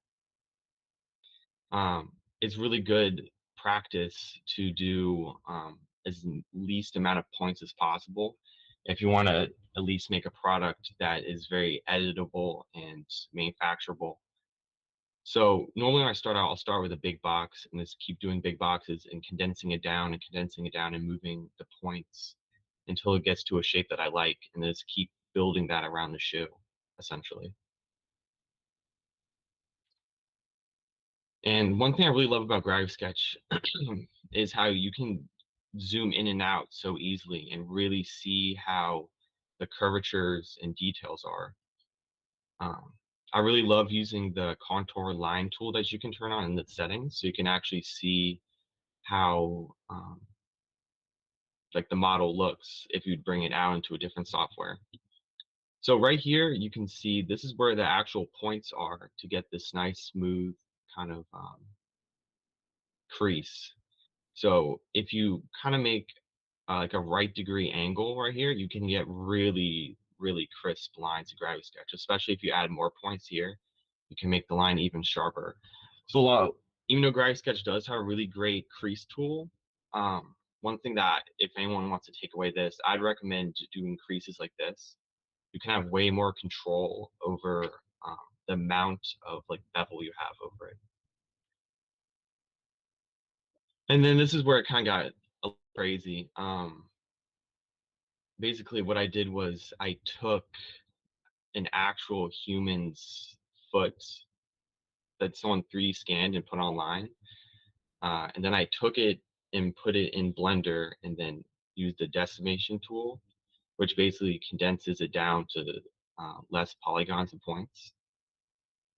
And then I basically just took these and just overlaid them on the shoe where I thought they would be. And then I just used all the point tools and kind of brought them into the shoe. So you can see it here how it's overlapping inside the shoe. And doing this in Gravity Sketch probably saved me so much time. Doing something like this in like a traditional design software would take a lot of time manipulating the points, especially since like the bone structure itself I didn't model per se, I just edited an actual scan of someone's actual bones. Another great thing about Gravity Sketch I like doing is just like simple call outs. Like where should the logo placement be? Like originally I thought the logo placement should be here, so I showed you know, the brand if they want the logo here, just by just a simple text, this logo, just so you can see how it will look possibly. Things like that. Things just small things like that just save so much time. And then I saw in the comments people were talking about how to export in Gravity Sketch. If you want to bring it into Blender, I highly recommend making your model low poly version instead of subdividing it, just so when you bring it into a different software, you can reapply the subdivision and you still have all the same points you created in Gravity Sketch if you want to edit it more, which is what I do. So this is just like a little tidbit of the interior of the shoe. The interior of the shoe, I try to model the best I can in actually Gravity Sketch, and then you can use tools in other softwares to get it perfect. Another thing also, if you are interested in making something that's printable in Gravity Sketch or manufacturable, and you're using multiple pieces instead of just having it all one form, you need to have your parts overlapping each other. If there's anything that's not overlapping, it's not going to boolean correctly when you bring it into a different software.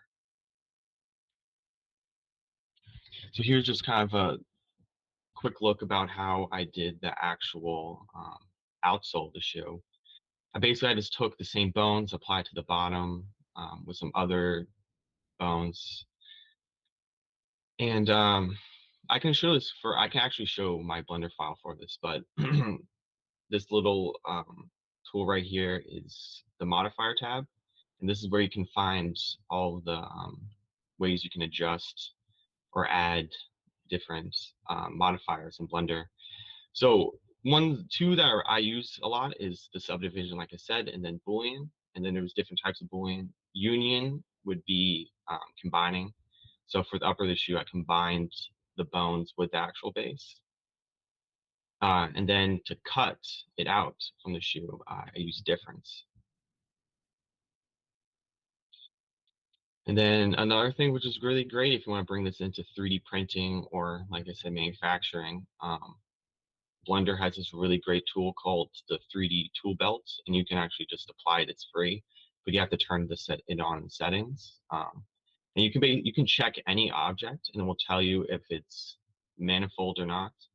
And basically, non-manifold means that there's holes inside your model. So if you go into like Cura or any other printing software, it won't print correctly because it will think there's gaps in your file.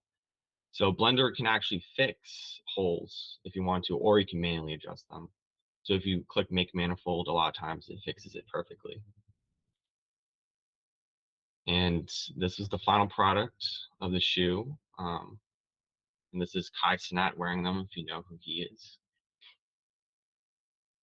Would it be helpful if I stopped sharing this and then shared the actual Blender file? Okay. Here, I'll just stop sharing and I'll redo it. And I have the physical shoe here too, if you want to look at it. That's so cool. So Wow.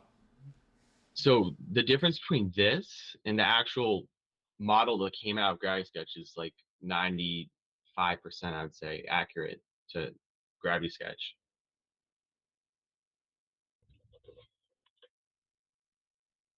Really, the only main difference between this and the Gravity Sketch file is we separated it into 2 moldable pieces just for easier manufacturing. So it has a removable insole that can just slide in.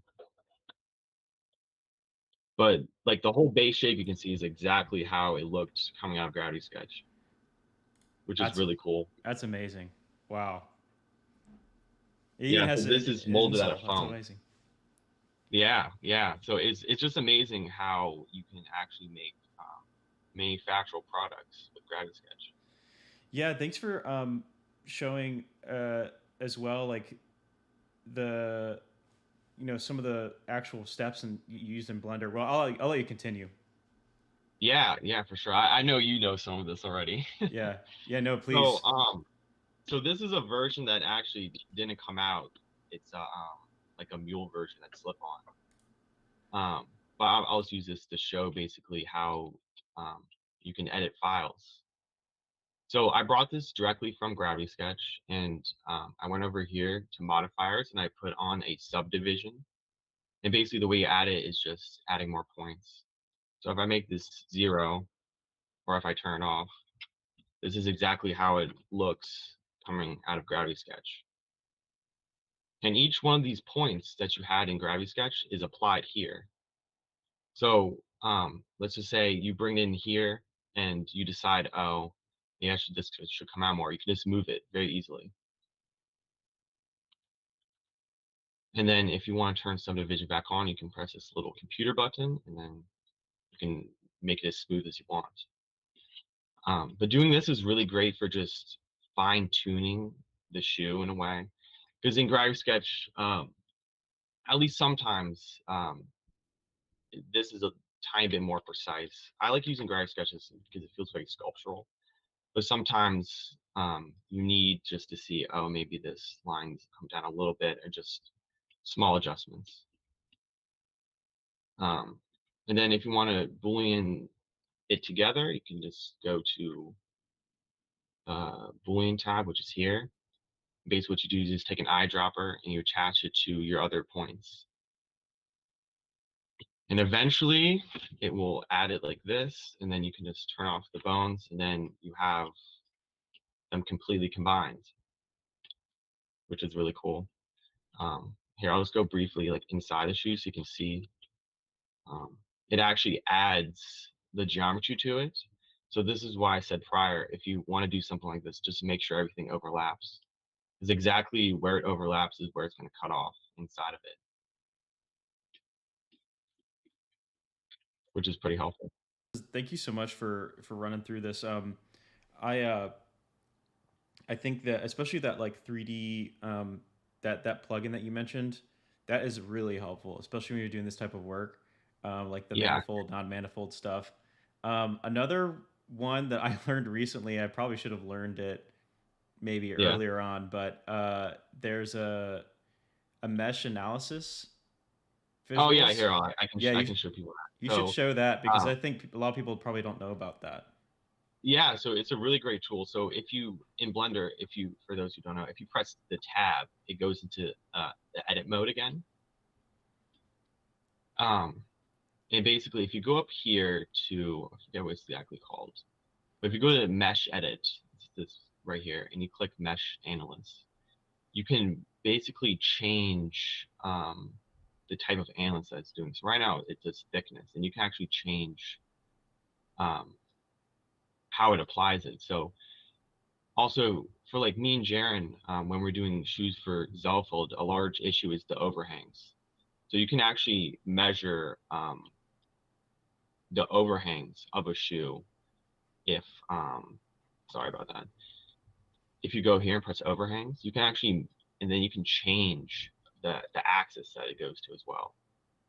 My normals might be messed up on these. Yeah, it could be a Right here, normal let me thing. show you on the other shoe. Oh, log on.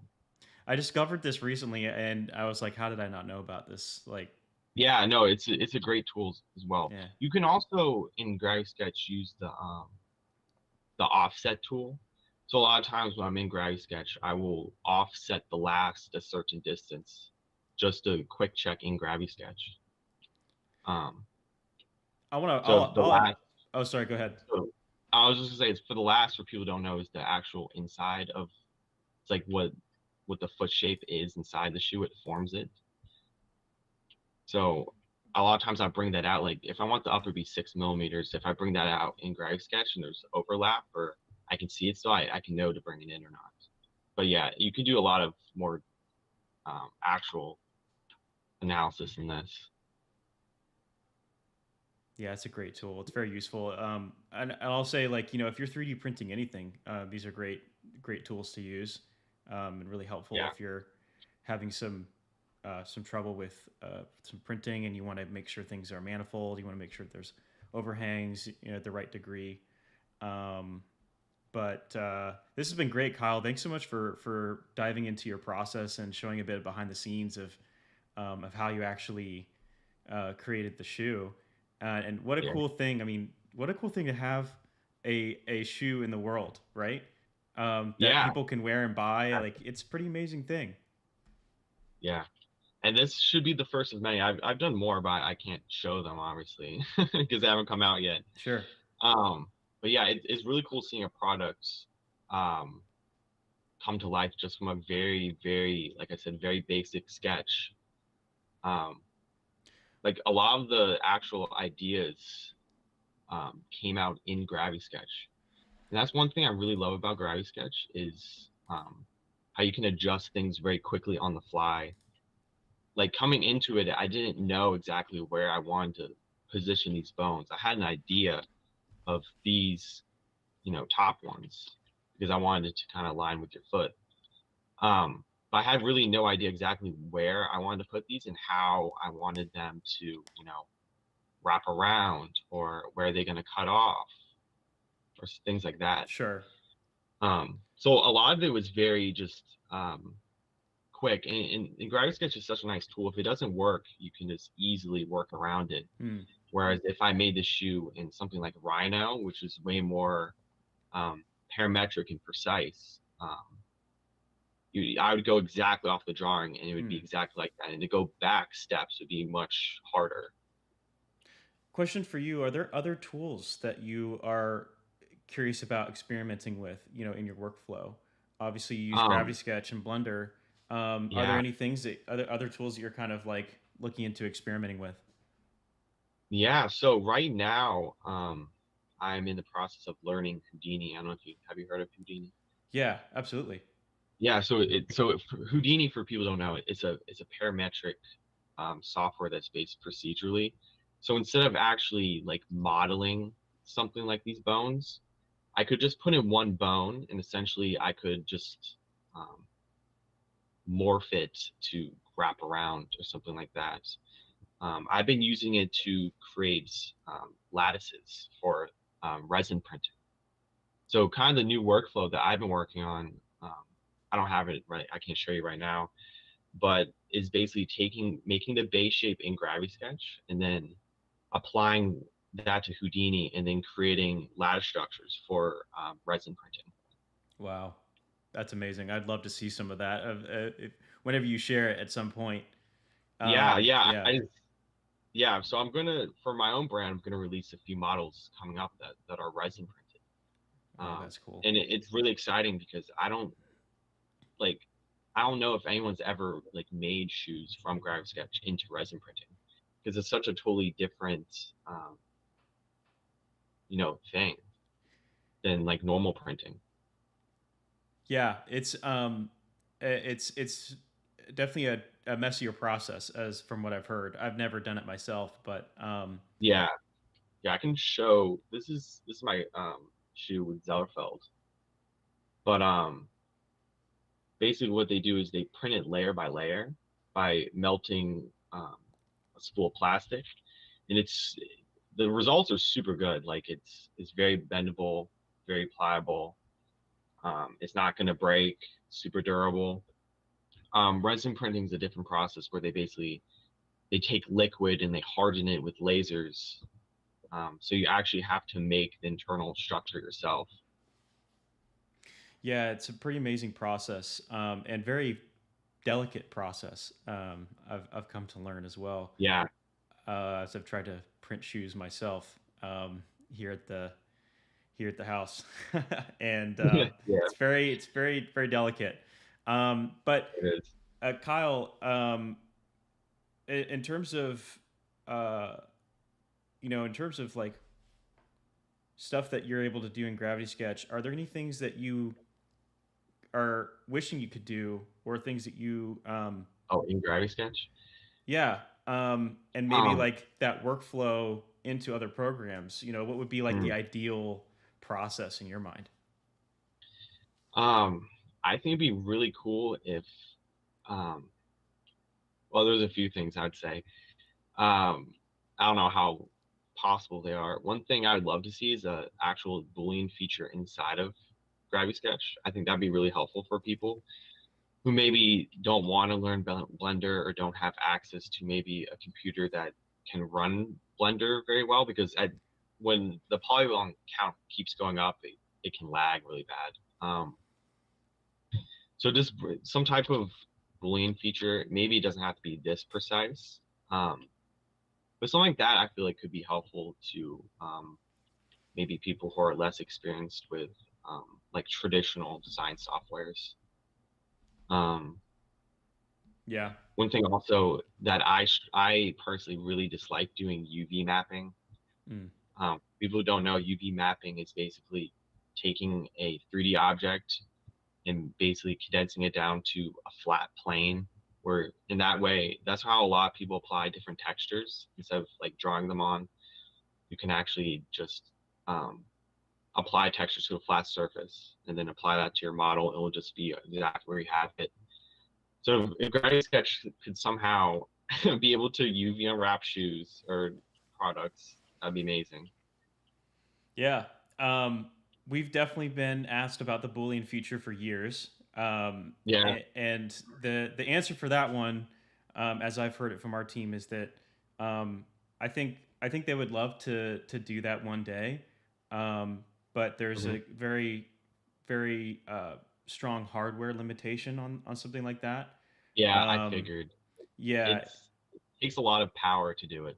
I mean, just think about it. Doing Boolean in regular programs is sometimes a hassle. And so to do it Yeah. on like a headset device, the complications kind of grow. Hmm. I'm not familiar with the technical side of it, but just from what I've heard, it would be quite a feat to do. Yeah, I'm I would not saying it imagine. not saying it couldn't happen one day. Maybe if Yeah. there's a more advanced headset that comes out and can handle a lot Yeah. more.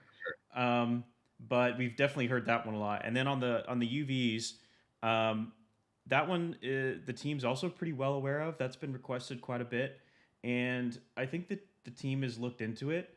Um, I don't think there's an intention for it to be a feature anytime soon, but Okay. the team has definitely looked at it, and that seems to be it seems pretty obvious that that could be a very useful feature for the wider Yeah. community in a lot of different industries. So, um, but yeah, those are great ones.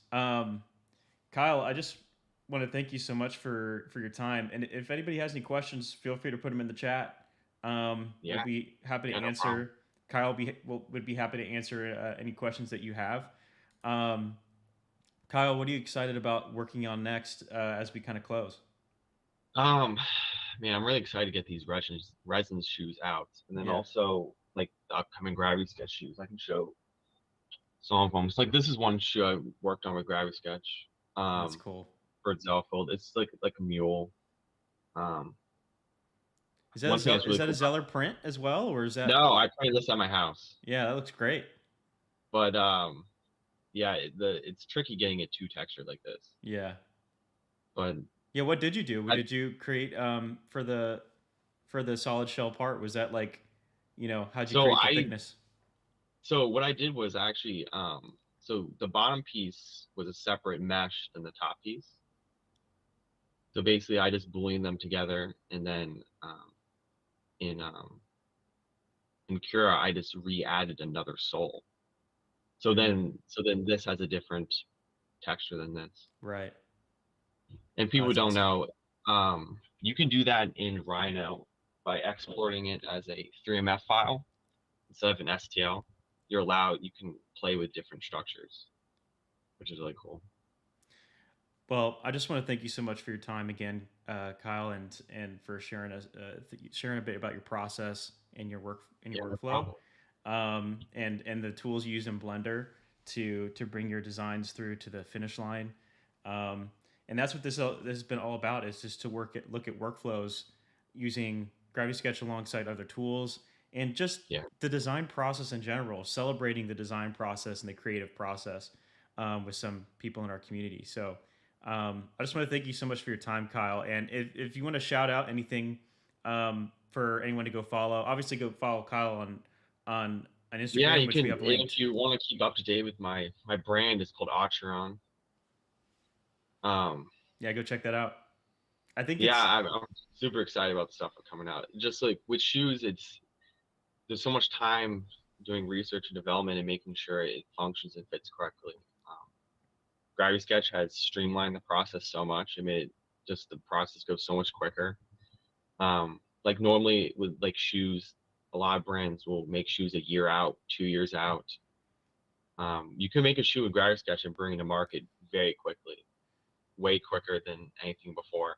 Like with this shoe, the model was made and then they had a printed sampling of it within like a week, and then the mold took a few weeks to make. So they had a finished product probably within a month, wow. which is honestly very unheard of prior. Yeah, I mean, the game is changing in the footwear design world, I think. Yeah, definitely. Yeah, absolutely. Um, well, I just want to thank you for your time, Kyle. Thank you again. Yeah, And thanks. check out I'll pop Kyle's. around, but Yeah, I'll thank answer any you. questions people have. Absolutely.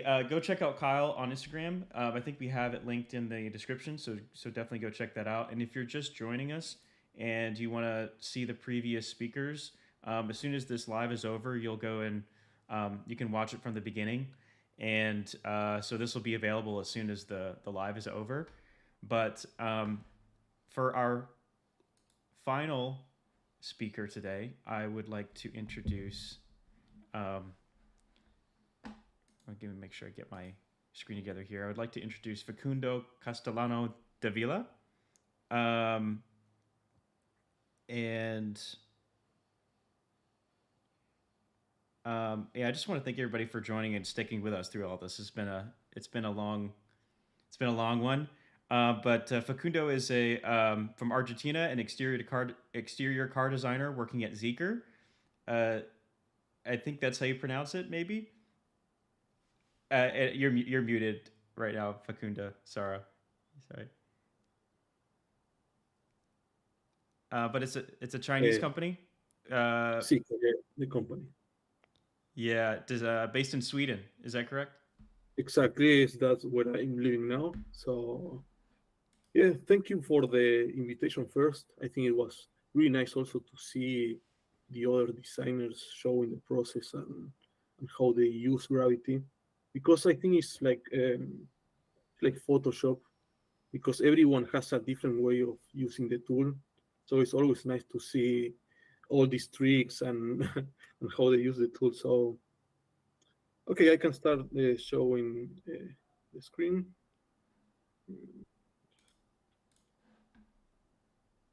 As you can see, tell me if you can see.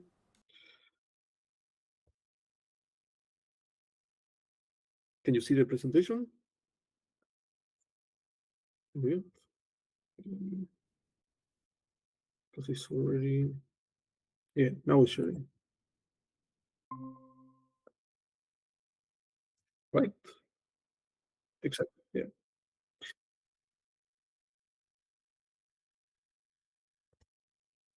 It's the influence. Yeah, basically, uh, I'm a car designer, and I've been doing this for many years because it started like a hobby when I was kid, and every year it became going more and more uh, professional. Uh, so now I'm working in this company that is Zeekr, based in uh, Sweden, and we are designing products for the Chinese market.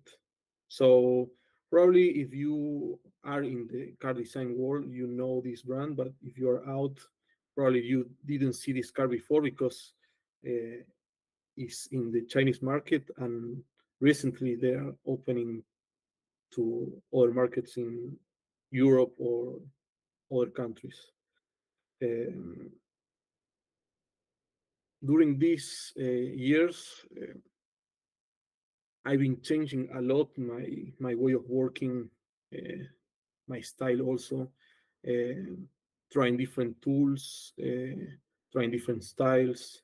Not only Photoshop, I usually do sketches on paper, 3D modeling. So over my entire life, I never be afraid to change. So, for example, this one are quick sketches from years ago. Um, so you can see that I use a lot of yeah, pen sketches, also Photoshop. But the problem was later when you try to put these ideas into 3D.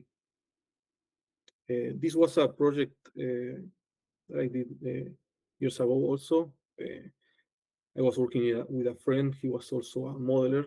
So he was helping me to do this model in 3D. And it took many months to make the model real. As I told you, I really like to change my style and try different things. So sometimes I go for more artistic or something more realistic. So in this case, it was just to show you that I started with a model, but then because I really like to do hyper realistic images, it became like this. So I really try to mix everything that I know to have a variation of in my presentation from really artistic to hyper realistic. Also, something just to show you that I do a lot of art um, outside my work because now it became my hobby because it's car design now is my work. So all these things and tools, it helps me a lot when I use also gravity uh, because as I told you, I was not afraid to change to this new tool when my friend told me. So yeah, just to tell you a little bit my story with gravity. It started, I think, almost 3 years ago when yeah, it was new to use VR. Also, I was living in Chile at that time, so it was super rare to see these tools in the market. And at that time, I have a friend. He showed me gravity, and because I saw some potential in the way that VR was becoming more and more popular, I decided to invest money and buy the Oculus Quest 2 at that time, and try to start doing content uh, with VR because I knew that if no one or not many people were doing this thing, I can have some opportunity to get more maybe visualizations or some way to get a job, because in this industry, I think it's really important to be different than the other. So at that time, I thought that it would be a nice opportunity, or so that's what I tried basically. Um, these are one of the, yeah, how I started with gravity basically, because I'm a person that I really like to learn by myself. So instead of trying to look tutorials and spending too much time, I just decide to open Gravity Sketch and start, yeah, doing sketches. So in these cases, as you can see, I was using only lines, using a wireframe, and then adding a little bit of surface. Yeah, not surface, it's just a little bit of color, just to have a contrast with the background, so it's easy to understand. But immediately I noticed that it was really easy, because in some other programs you need to spend a lot of time trying to understand how it works, the program, how to use yeah, the options, how to find the options. But in this case, it was only just to open and start drawing. So that gave me something that I didn't feel before at work, is that you really have fun when you do these things. So in my free time, or yeah, after work, I was using this tool just to relax, as I do with paintings. Um, so yeah, these are, for example, the only two tools that I use. Uh, Something that I want to say is, I think in car design, you just need ideas. So for me, only with these two things, you can do entire model, or a quick idea, just to show and check if it works. Some idea on paper in 3D. So it's something that for me is super interesting, because in other programs you need to know a lot of tools, and it takes more time. Um, so here I can show you basically how I do my sketches at that time.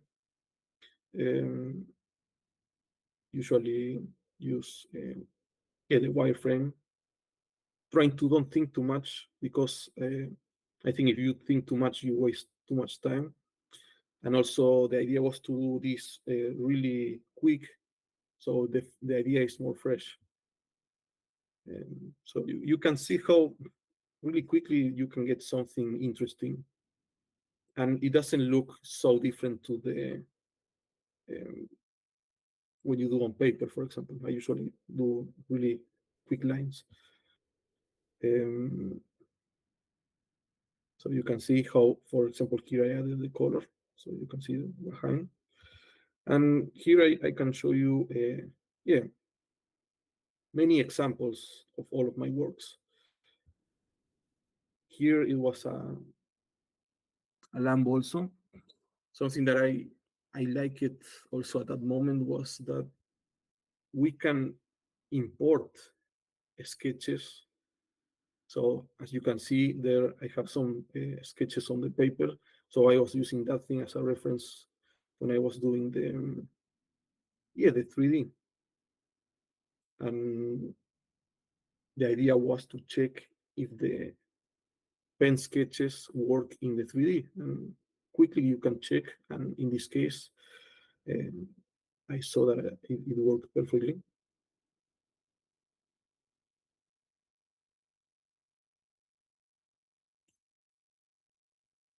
Um, Also in this presentation, I want to show you, and you will see the evolution, because I have works from when I started, and works more recently. So you can see the evolution. Thanks to people from Gravity, and they teach me how to use the subdivision tool. I started also after doing the wireframe. I started to use the subdivision tool to make an entire model and not only the wireframe.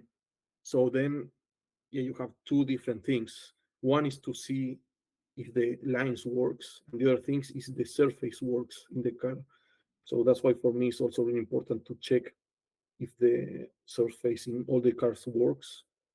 And yeah, it was also really quickly.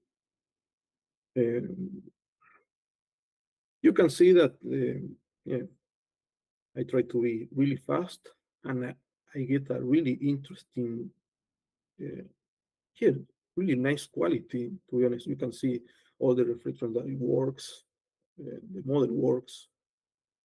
And after that, I decided to send this to Keyshot. So these renders that you see on the right are from Keyshot, and it looks, yeah, exactly, yeah, very similar to the thing that you see in Gravity, but with more quality just for the presentation. But it doesn't take too much time.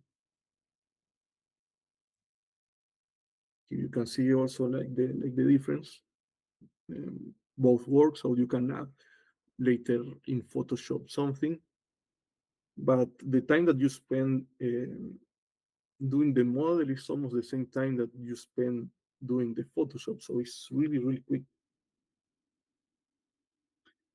Here is also one other idea,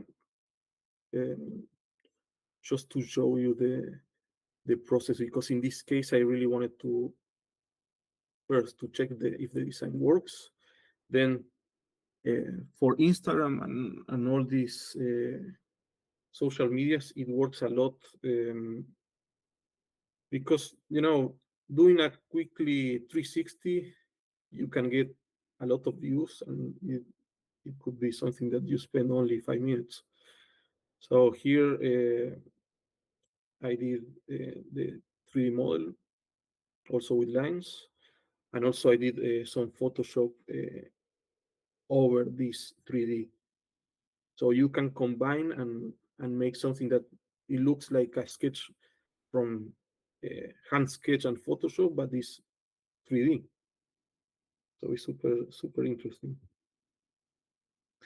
Here is also a Lambo car that I did.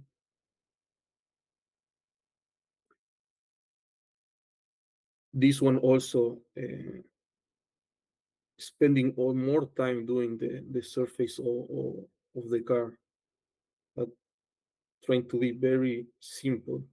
So you can see how quick and basic is the model. I try to use just few points all the time to get nice reflections.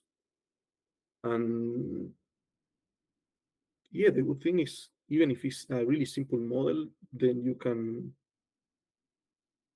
put it in Keyshot or any program, and it will look great, the quality. So you can see, for example, here, I don't see any mistake in the surface or any kind of problem.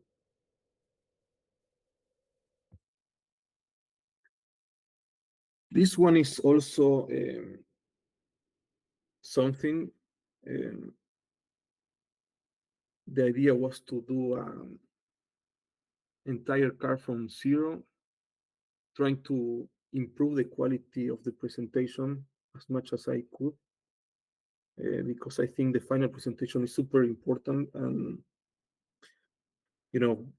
people really care if it looks nice or not, the presentation. So in this case, I focus in just do something quick to use as a base, and trying to combine with Keyshot also. I use Keyshot because it's really simple. I remember when I was in the university, one of my teachers showed this program, and you don't need to do too much. Just you need to put the material, just to yeah, play a little bit with the camera, with the contrast, and nothing more. And you get something that people will think that you spend hours and hours doing, um, I don't know, the Photoshop or something, but it's something that maybe it took me not more than an hour. It's really funny because when I usually post on Instagram, it takes more time to make the video that you see than the model. So it's something that some people don't understand when they are working in other programs that like Alias or other programs like from car design.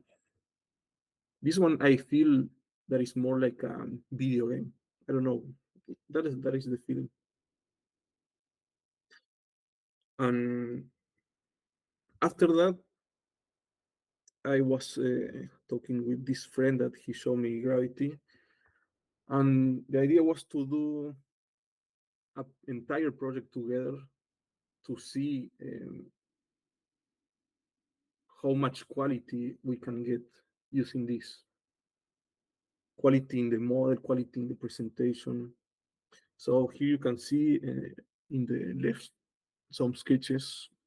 Um, it was a little bit the exploration of the project. Um, but then I can show you in. You can see, yeah. These are collaboration mode.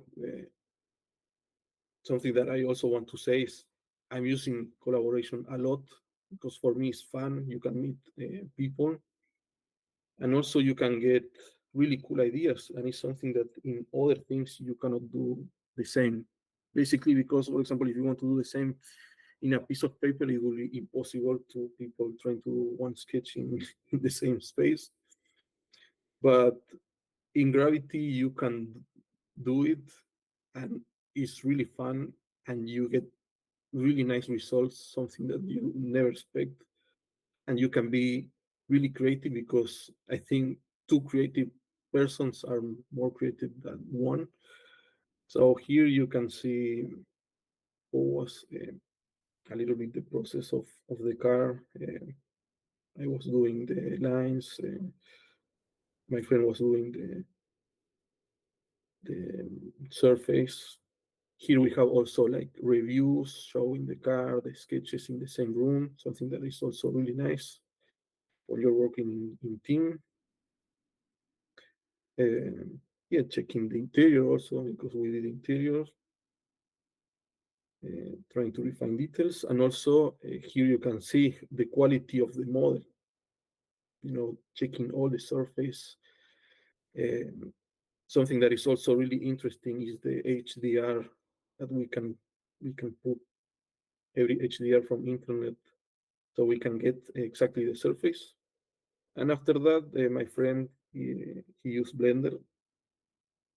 He did some animations there, and yeah, you know, you can see in the presentation how the quality is growing more and more and more, um, and it's super interesting because many people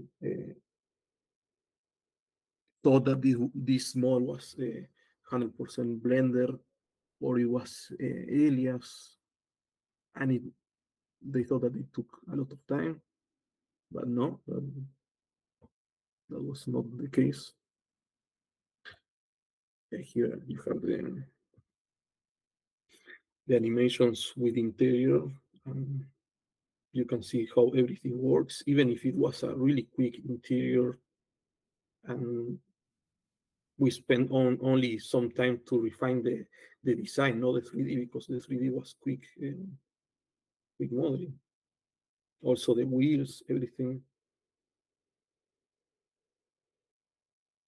And this model also I wanted to show. It was a project for a contest that I did. It was I was using these sketches as a reference.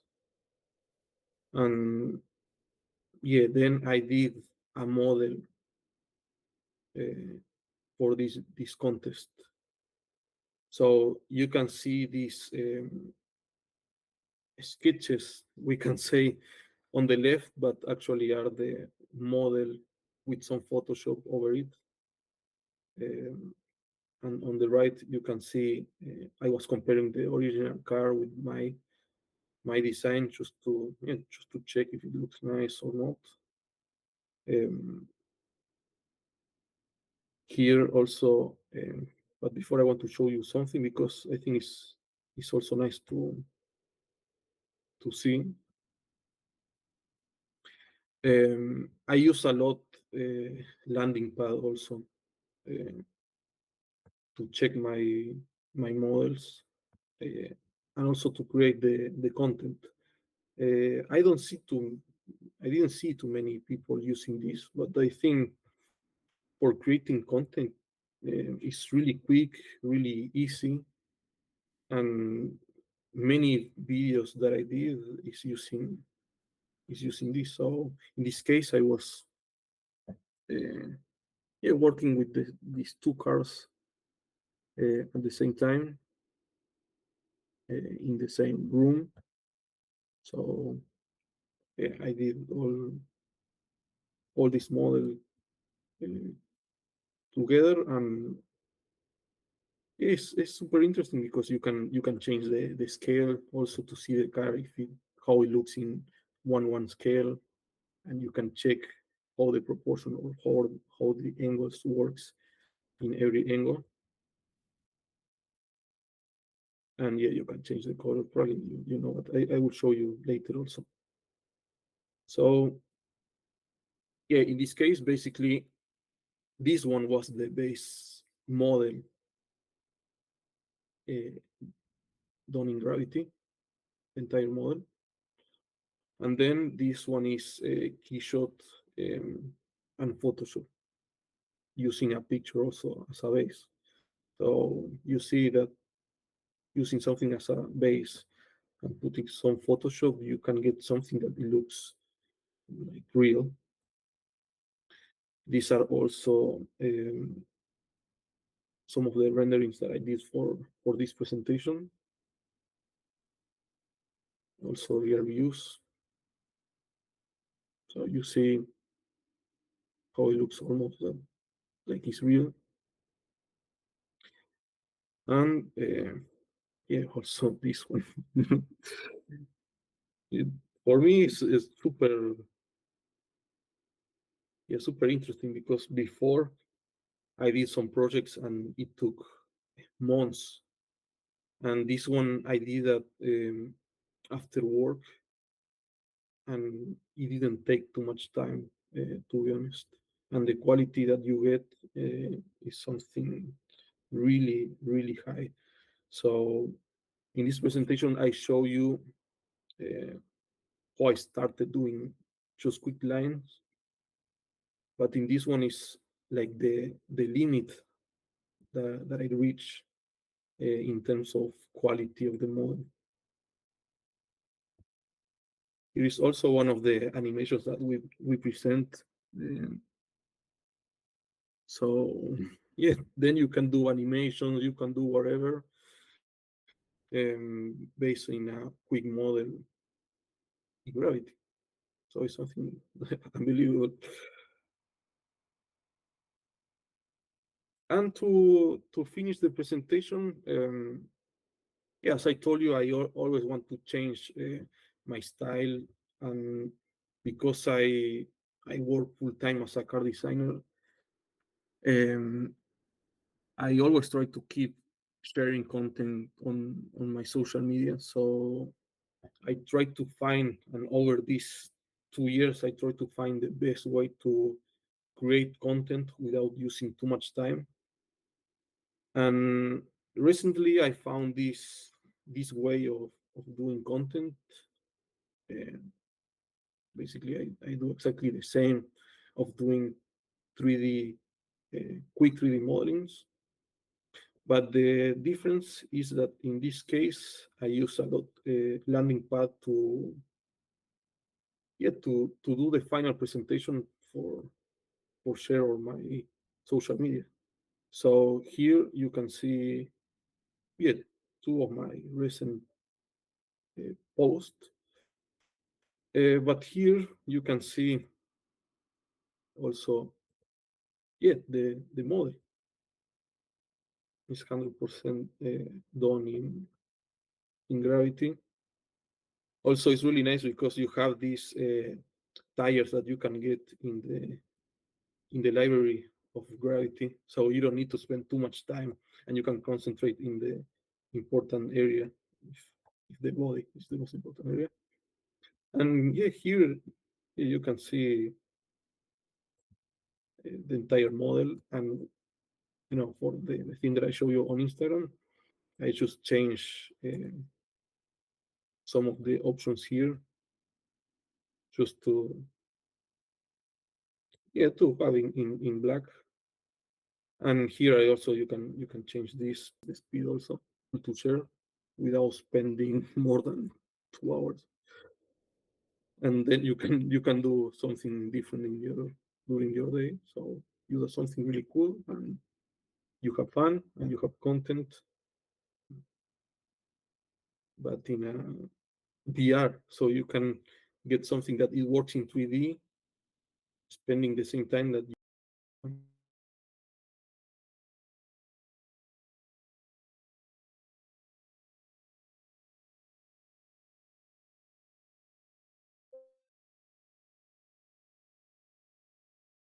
Yeah, it's super, you can see it basically. And yeah, this one is my, I don't know if you hear everything.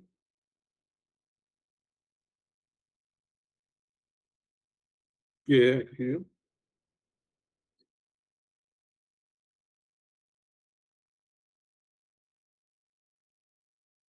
Hmm.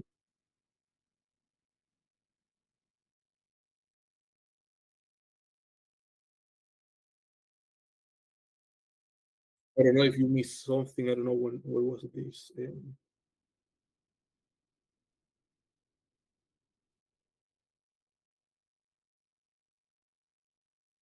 Yeah,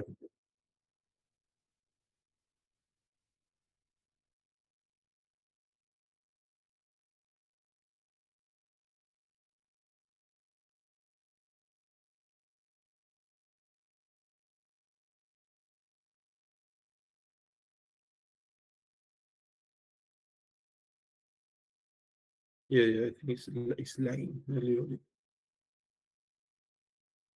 Yeah, no, I can hear you.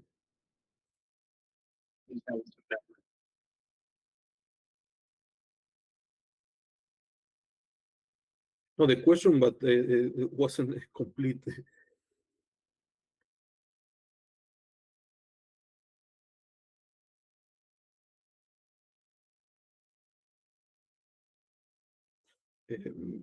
In which case, because you mean the time that I spend doing the ideas?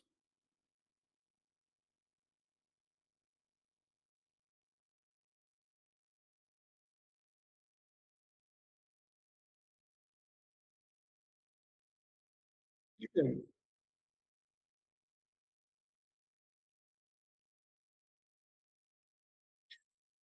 For me, something that I learned from one guy working in Star Wars. Uh, he was, as you see in the Star Wars, you can see that all the designs are really iconic. So for me, it was always something super interesting. And this guy was saying that if you spend just few seconds doing a sketch, you can get something more iconic because you concentrate in doing something really simple. So that is something that I've been thinking a lot, and I've been trying a lot to be really fast just to get something iconic. And for me, it worked. That's why I try to spend just few minutes doing the sketch, because then you concentrate to finish, and then your brain, your creative side works. So yeah, just to is the way that I found, and I think it works. I think this is very insightful. I think this is very wise thing that that I could learn a lot from personally, but I think probably a lot of people listening as well. Um, I think I think the word is restraint. I think that as designers and creatives, I think we could maybe exercise more restraint in our workflow and in our ideas. Where, as you kind of put it, uh, you know, or at least as I received it, you don't spend um, so much time on it, and allowed and it creates oftentimes a more iconic result, as you put it. Um, Mm, and exactly. I don't know. I find this very very wise, and I think a lot of uh, I think a lot of creatives out there could probably like lean more into that. I bet. Um, anyway, that was something that stuck out to me.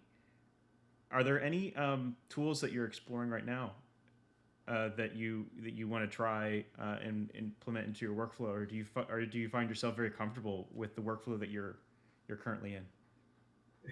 To be honest, I'm trying to push gravity as much as I can because um, I know that there are many people also in this presentation, people doing shoes, but in car design, I didn't see too much like the limit that we can achieve Hmm. to get the highest quality possible. Because there are, it's something that I talk a lot also with people in gravity, that some people that they don't know gravity, they think that the quality that you can get is not higher than other programs.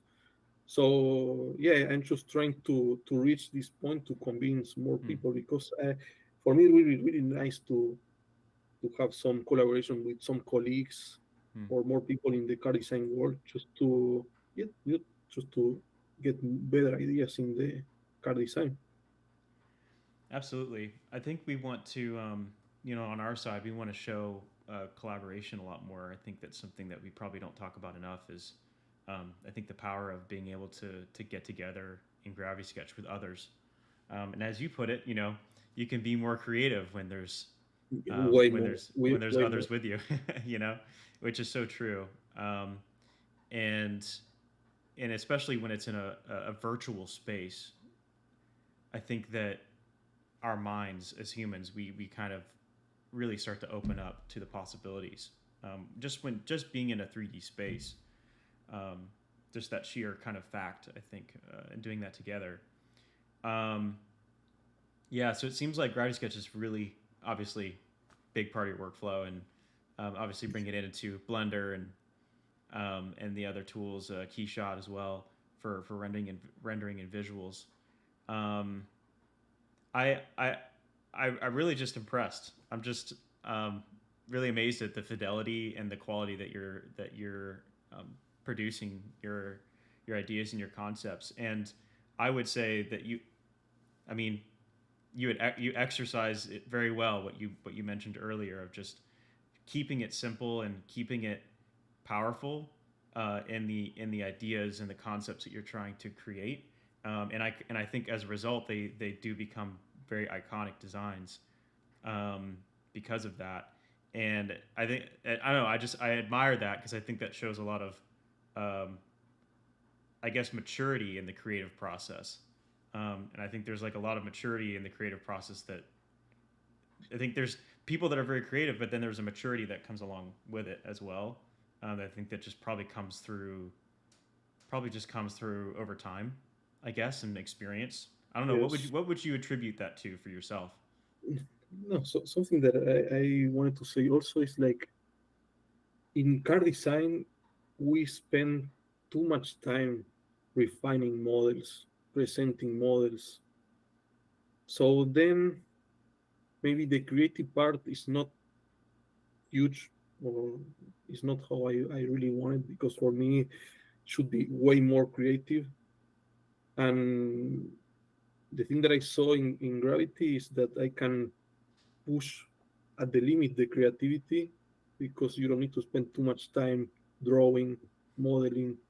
So then you can concentrate in the most important thing, that is the design at the end. Because, you know, I think for me, I'm not big fan of spending months modeling something that you already know in your mind that it works. Yeah. And in Gravity, it's like, okay, I know that this idea works. I can show you in 1 hour, finish. Then we can check if you want to produce it or not. But it's way more simple. Yeah. Yeah, that makes sense. So for you, it's just really the speed of getting that idea out, and not fiddling with some program and trying to figure out all the tools you need to show it, but just getting the idea out. Yeah, it's just going directly to the point. Facundo, thank you for your time. Thank you for Thank you for for the invitation. absolutely, yes, absolutely. We love doing this as much as we can, where we can show how everyone works and all these different workflows, and hopefully it inspires people watching. I mean, I've definitely been inspired every time I do these long form interviews with anyone in our community. It's so inspiring. And so, if you want to follow what Facundo's doing, definitely check him out. It's FCD 94 Art. FCD 94 Art. Yeah. And also, if you want to do, for everyone who wants to do a collaboration or something, I'm open to write and we can do something. I did collaboration also with different type of designers, and for me it's really fun because you can understand, you can see, and you can learn basically. That's a really great point. I think we would love to help facilitate some of that as more as well. So for sure, on Facundo's point, if you'd like to collaborate with Facundo, send him a message on Instagram. We also want to host some things where we just bring all kinds of people together from the community, no matter what background you're coming from or experience level. We want to bring everyone together and into collaboration. So stay tuned for some more initiatives around that. But I just want to thank everybody for their time. If you stuck with us the whole time, kudos to you. It's been a long one, and thank you so much to the speakers as well that joined us. Thank you, Facundo. Thank you, Glenn. Thank you, Kyle. Thank you, Anthony, and Sujith as well. Thank you. I really appreciate all of your time, and yeah, you guys are amazing. And I guess that's it. Well, I want to say that if you missed this, this will be available as soon as the live is over. So go and watch the live. As soon as I end the stream, you can just rewind it back to the beginning, and we'll be doing more stuff like this in the future. So stay tuned and watch for those things. But we do have a challenge running right now where we would love for you to show us your favorite Gravity Sketch software pairing. So like what Facundo showed today, where he's bringing Gravity Sketch into Keyshot, Blender, and all these other programs. We'd love to see how you use Gravity Sketch and what programs you use alongside it. So we've got a challenge running right now. Go check out our Instagram for how to submit, but it's through Gravity Sketch Challenge hashtag, pretty much, and we pick a winner by the end of the month. So just want to remind everybody we've got that running, and I guess that's it for today. But thank you, Facundo, and thank you all the speakers. Thank you, and see you in the next one. Absolutely. All right, we'll see you. Thank you. Bye now.